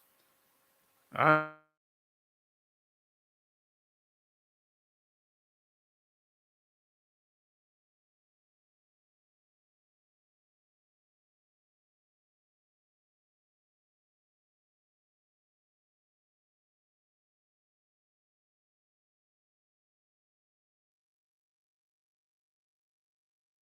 To get out of our contract if it's the right thing to do. And typically we come to an agreement with our veterans. We really have had very few issues with contractual problems. Thank you. Mr. Simone, on the same question. Thank you, Chairwoman. We have a number of avenues to resolve any concerns or complaints that veterans have and work with them as much as possible. I provided the contract that we use, the Medical Evidence Development Agreement. It does have a mediation and arbitration clause in it. Our belief is that it would disadvantage veterans to force them to go to court and spend lots of money and be in protracted litigation if this could be resolved through alternative means of dispute resolution. So you want them to go to arbitration. I'll have you pause there. So for our two VSOs, for the VFW, if a veteran's not happy with one of your veteran service representatives and they want to make a different choice and change, what do they have to do? They just tell you we're taking our claim somewhere else? Thank you, Madam Chair. Yes, basically, we're their representative until they revoke their power of attorney and choose to work with another It's representative. completely within their control. You're not asking them to go through arbitration, have any representation to get out of this mutual agreement that you have to serve them and for them to work with you. Exactly. Our services are free and of no obligation. Okay, I do, want to make sure that I stick to my time because I know Mr. Elsie has questions and then we need to make sure we are in time for votes. But the last question I have is for Mr. Simone. Can you explain to me what this alternative theories of service connection is? I mean, like either something's service connected or it's not. Like how are you developing alternative theories? Like just That's in a the minute great and a half we A have. great question, Chairwoman. I would like to finish my response to the prior question also. I will let Okay, you know that in quickly. all of our years of existence, we've never required a client to go to mediation or arbitration. We've successfully resolved all of the disputes taken to us, which I think is something that shows how meaningfully we try to address these kinds of issues. So that is a Appreciate point you I wanted to clarifying make. that. Okay. Yes. The answer to that is I'd like to give you an example. Veterans have to file claims and list the disabilities they have or that they want to be evaluated. And it goes up to a rating person who then evaluates and sends it down to a CMP examiner to answer specific questions. However, a large problem is that a lot of veterans don't, while they're in military service, complain about health issues because there's a kind of pain as a sign of weakness, cultural mentality. So in a lot of cases, veterans don't have evidence in their records from the military that would indicate issues that they had. And so in a lot of cases, let's just say, for example, we had someone who was a parachutist who did a lot of jumps and fractured an ankle. Over time, that might be listed in the actual medical record. And maybe the veteran will get 10% disability for that ankle.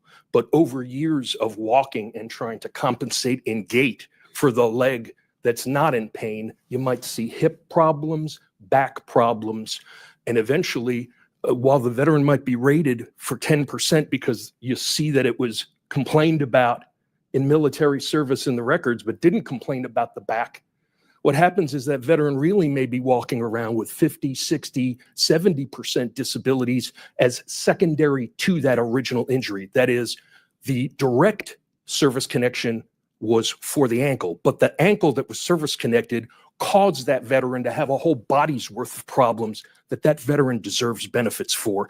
So you're saying that you provide a unique service Yes, that through a normal claims process, a normal CMP exam, I know plenty of people, I'm a veteran myself. I know plenty of people who over the course of time have had orthopedic, back, knee, all kinds of issues. It degrades over time. It causes other problems. I mean, I don't think they've all come to you to get their claims. No, a substantial number of our veterans were denied originally for other theories or anything, and they need medical But opinions. why are you talking about theories? I mean, these are DBQs. They're forms that are produced by the VA. They go to qualified medical providers, and people are tasked with filling those out. I mean, we debated last year. We had a whole long process about getting those back on the website so they could be available to the public and the veterans to understand what needed to be in them. But Yes. I don't understand why you have theories. Well, We work if in we find, facts we don't say process. we don't say, oh, we're going to create evidence that doesn't exist. We're going to That's look kinda at what it sounds like. no, we're going to look at medical evidence, and if it, I mean, I've got this little chart here. yes,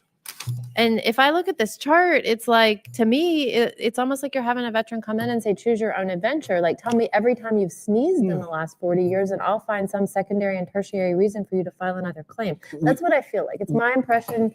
I'm a veteran. I could be your target customer, but this would not make me feel comfortable with what you're proposing. So I'm well over my time, and I apologize. If you have further information you want to provide in response to my questions, you can do that for the Surely. record.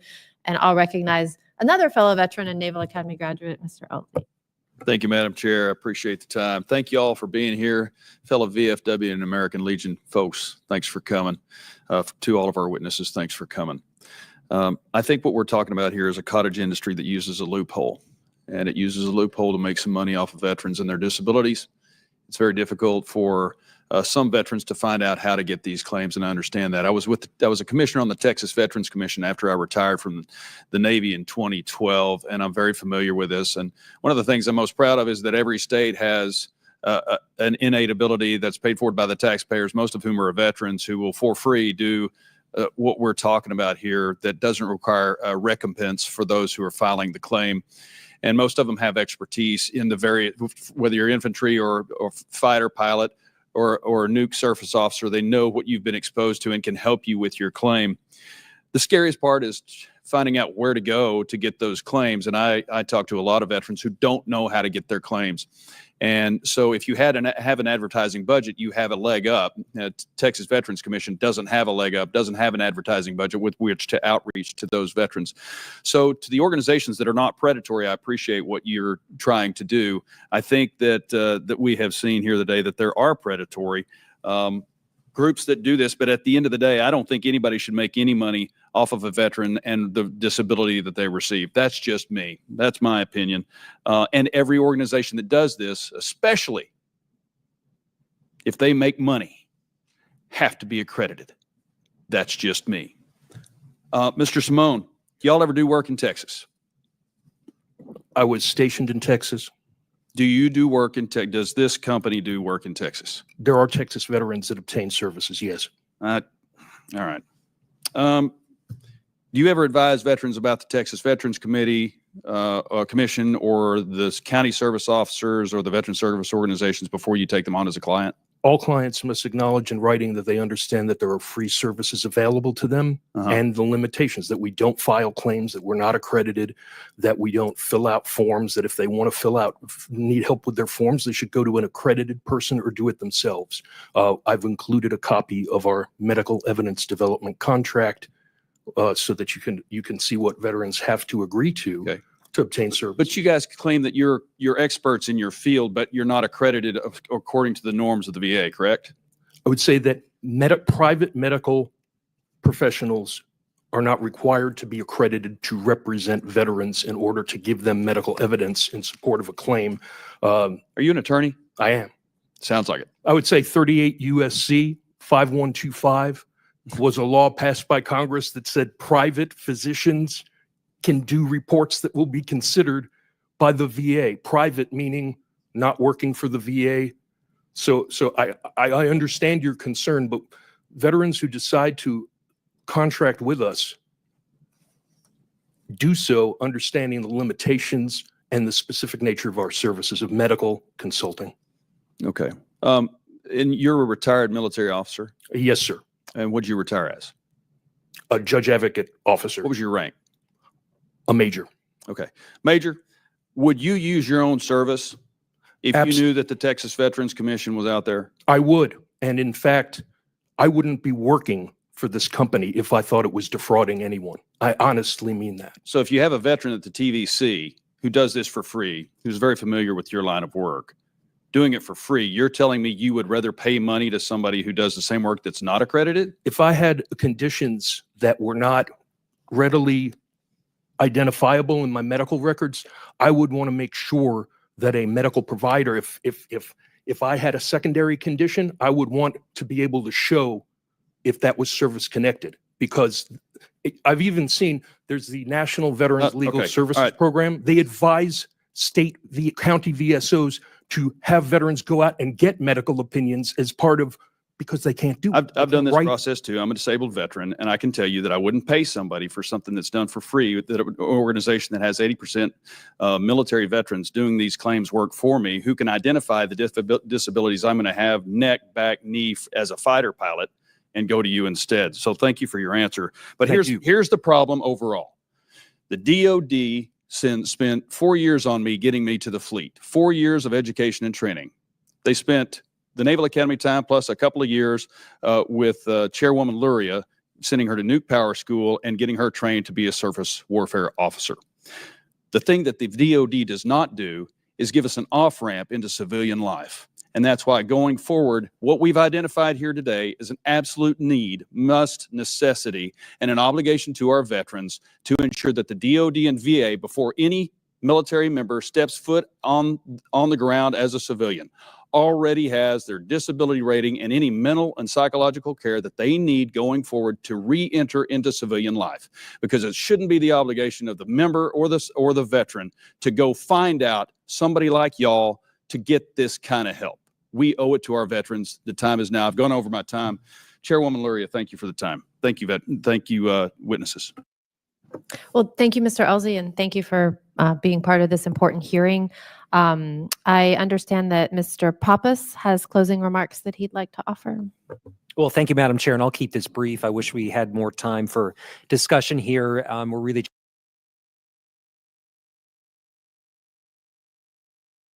They're just about done. Let's see what our family's saying here. We're going to close it out. Thank y'all for being here. I can't believe how many of y'all are engaged in watching. Let's see what we have here. If I miss yours, please let me know.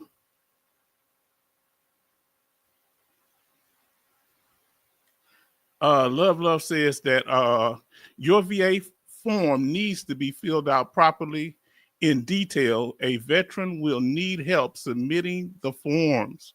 This is true. Then we have Kevin Cobart Sr. says, At Thomas, I agree. You got to pay bills to pay families to feed. Yes. Now, Thomas says, absolutely, Kevin. At the end of the day, you got to do what's best for you and your family. All right. Look at y'all talking up. Listen to y'all. Listen to y'all. Real talk. Now, Kevin Colbert Sr. says, so if you go to these claim consulting companies and a person who does a private DBQ never treated the veteran, would this be questioned? Well, remember, when you go to a CMP exam, they never treated you either, right? Huh? That's the most time, that's the first time you've been to that CMP examiner. What's different? Now, Thomas says, you just tried to get to the finish line. You're just trying to get to the finish line and get 100% no matter how you slice it at the end of the day. And we're gonna finish it up first.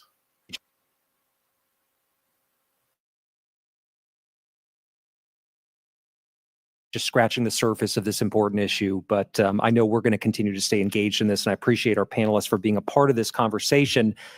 Look, something about this just doesn't sit right with me, that there are individuals and organizations profiteering off of our veterans' disabilities.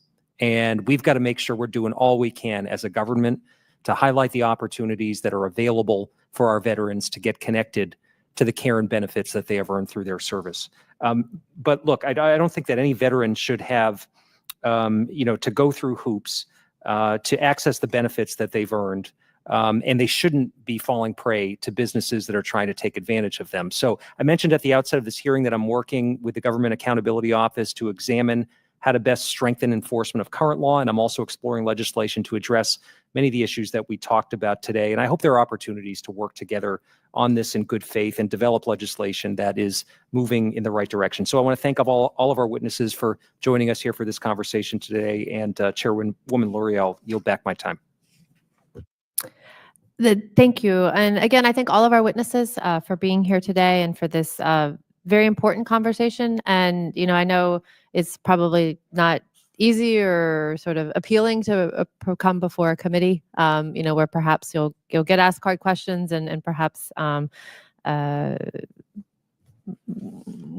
to find right words, somewhat diplomatic, but, really just dig into the work that you're doing and for you to justify that to the public.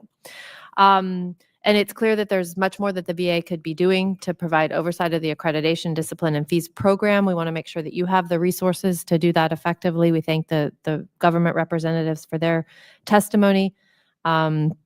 And I think that this did provide a lot of insight to those of us on the committee to be able to work on this issue and make sure that moving forward we take the best care of our veterans and try to make sure appropriate guardrails are in place so that they do not that they're not exploited in the process of seeking their benefits.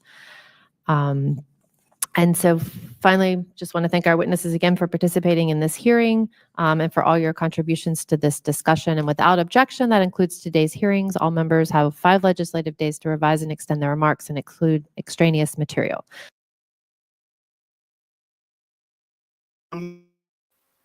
For those of you that saw it for the first time, or, last time it was 6 hours, what do y'all think?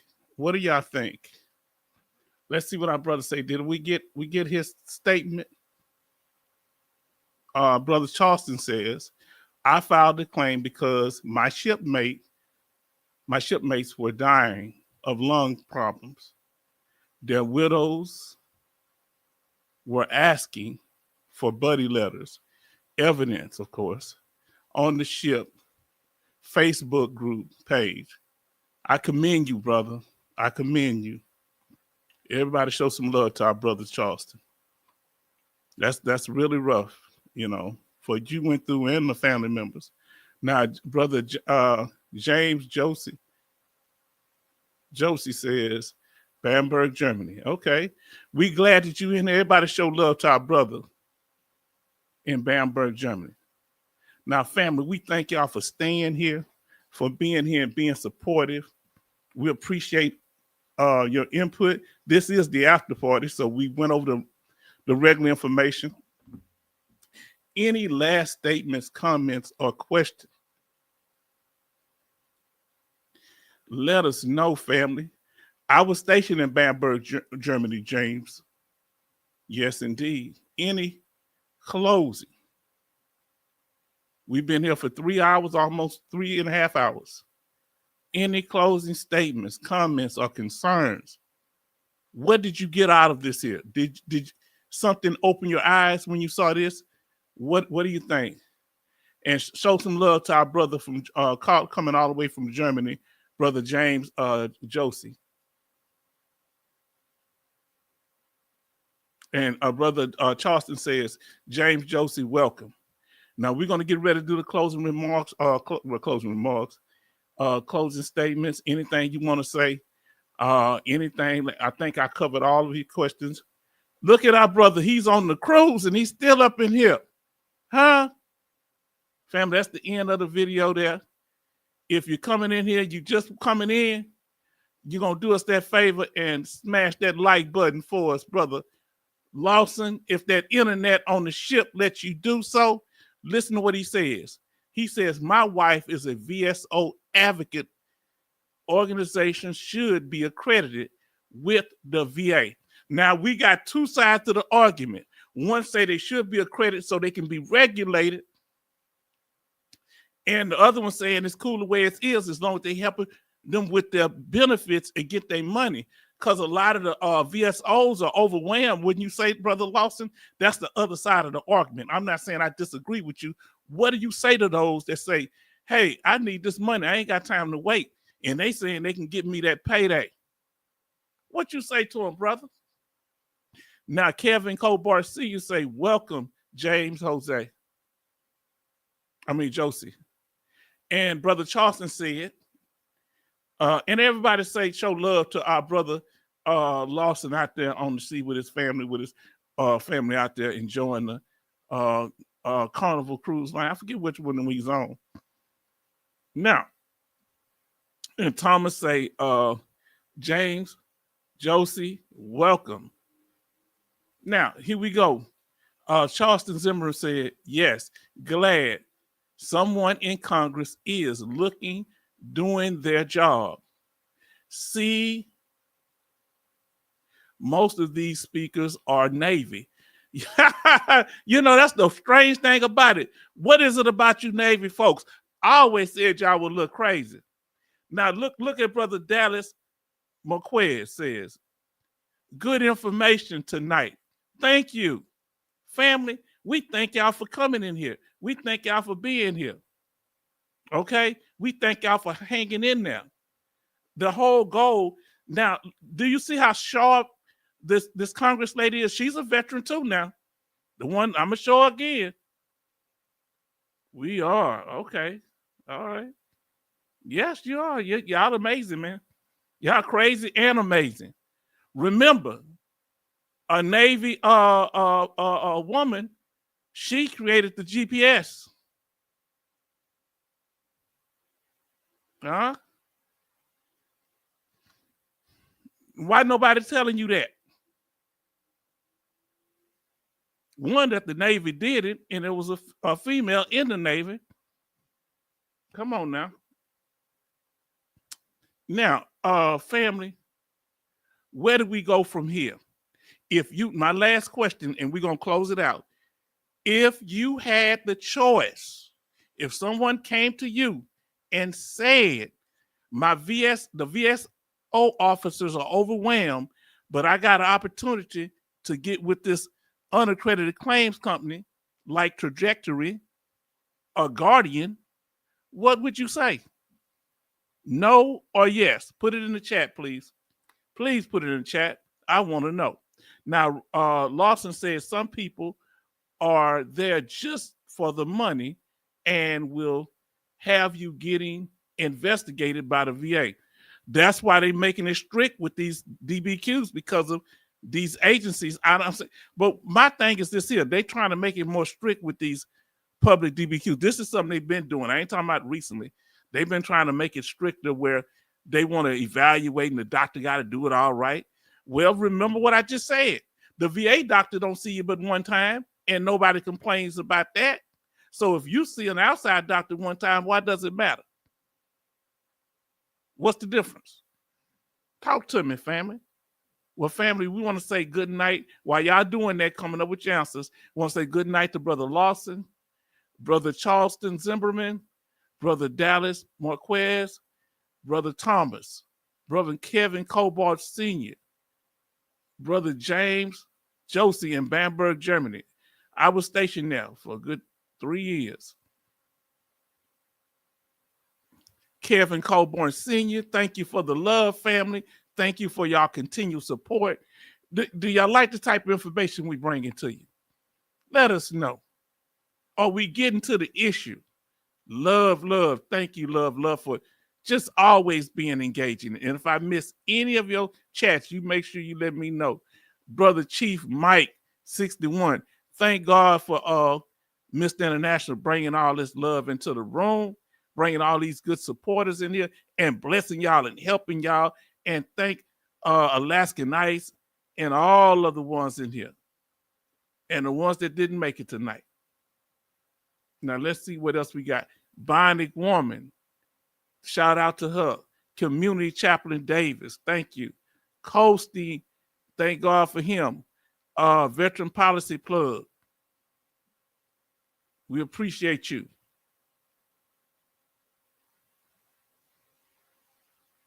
I'm looking down the list, family. I'm Benny for bringing in our brother Rosity D. He brought him to the table, and we think he's been chopping it up ever since. You understand what I'm saying? Now let us continue. And I believe that Major Boomer brought in Community Chaplain Davis. So I appreciate y'all bringing people to the channel, right? So we're closing out, family. I know y'all might be dropping off, but we're closing out. I'm shouting out everybody right quick. And we appreciate everything that you've done, everything that you are doing. I just don't want to miss nobody. If I do, charge it to my head and not to my heart. Alaskan Ice, we thank God for her, for all her support, research, and information. Now, let me see what we got up here.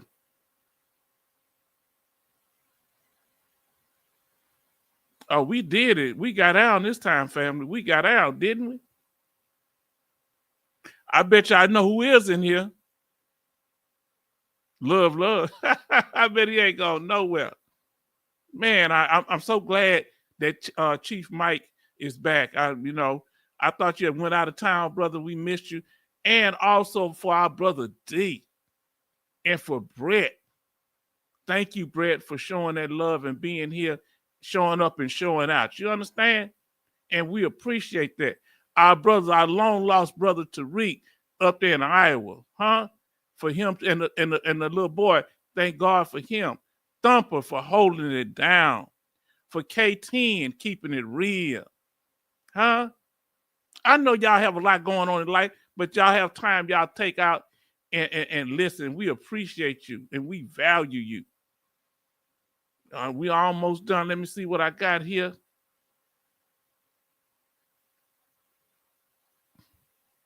And now go Community Chaplain Davis. That's his that's his troll account. But we ain't gonna get him out the paint. That's love and that's family, you know. He brings so much good information in, and we thank him on all of you. All of y'all are a blessing. You hear me? And I mean this from my heart, because this really does something for me. Let's see, we got y'all stay warm. Make sure y'all keep that water leaking for your pipes don't freeze, because I had mine freeze a couple years back and it wasn't no joke. Now that.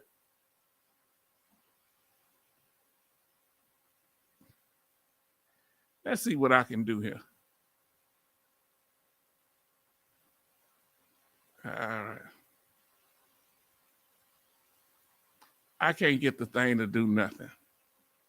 Now, let's see what they have here. We are. Rosita D say, you're going to do it, you got to do it. What'd he say? Let me see what he says. Some people, this is Lawson, Brother Lawson. Some people are just for the money. Okay, I remember I read that one. He said, you want to do it, you got to do it. Then, good information. Thanks, H-Town. I'm glad you found us, Brother Charleston. Brother Lawson say, but the VA gave you the doctor. If you mess up, it's on the VA, not you. I hear you. Now that's real talk. Now Lawson say, if you find a doctor, make sure he or she will stand behind their diagnosis. Real talk. Our brother Chief Mike says, good night, everyone. Good night to our brother. Thomas say, good night, family. Anybody else want to say good night? Bonnie Woman say good night, Thomas. How y'all saying good night? More people in the chat. More people on the line. Y'all so better. H-Town Vet gonna say good night on the thing here. And I'm gonna say it. Good night, family. Good night from H-Town Vet. All right. We let y'all do y'all final thing now. We appreciate you. You hear me? And Bonnie gonna say good night, Chief Mike. Yes, indeed. Salute. Then Charleston says, use a hairdryer to thaw out pipes, not a flame, please. Do you hear? I'm gonna wash my stuff at night. I'm gonna go start dripping my water as soon as we get through here. I don't know what y'all temperature is. I ain't trying to hold y'all. What's y'all temperature right now? We at 43. Since we've been talking, it went from what? 50 something to 43, 55 to 43. Good night, everyone, from Bionic Woman. Rollins say, good night, everyone. Ready to see a late comedy show. Okay, everyone getting ready to see a late comedy show. Yes, indeed. So, family, and she says it's 28 degrees in Dallas. It's 43 degrees in Houston, 4 hours down from you south. Huh? Okay, family. So we want to thank y'all for joining us today, right? We want to thank he say one more day at sea tomorrow. Do y'all land or y'all going to any more places? Let us know. Brother Lawson. We're gonna start off with it. We're gonna finish what we started, which is our topic for tonight. We want to thank y'all for joining us, and we appreciate you. What did we talk about tonight? We talked about what's the difference between veteran news and fake news. Huh? We talked about it. So, family, he said, land ho, okay, all right. And we want y'all to have a great night, and we thank y'all for being here, and we appreciate you, and we'll see you on the next one, which is maybe Thursday. I don't know if I'm doing one on Tuesday. We'll see. Good night, family, and thank you for your support.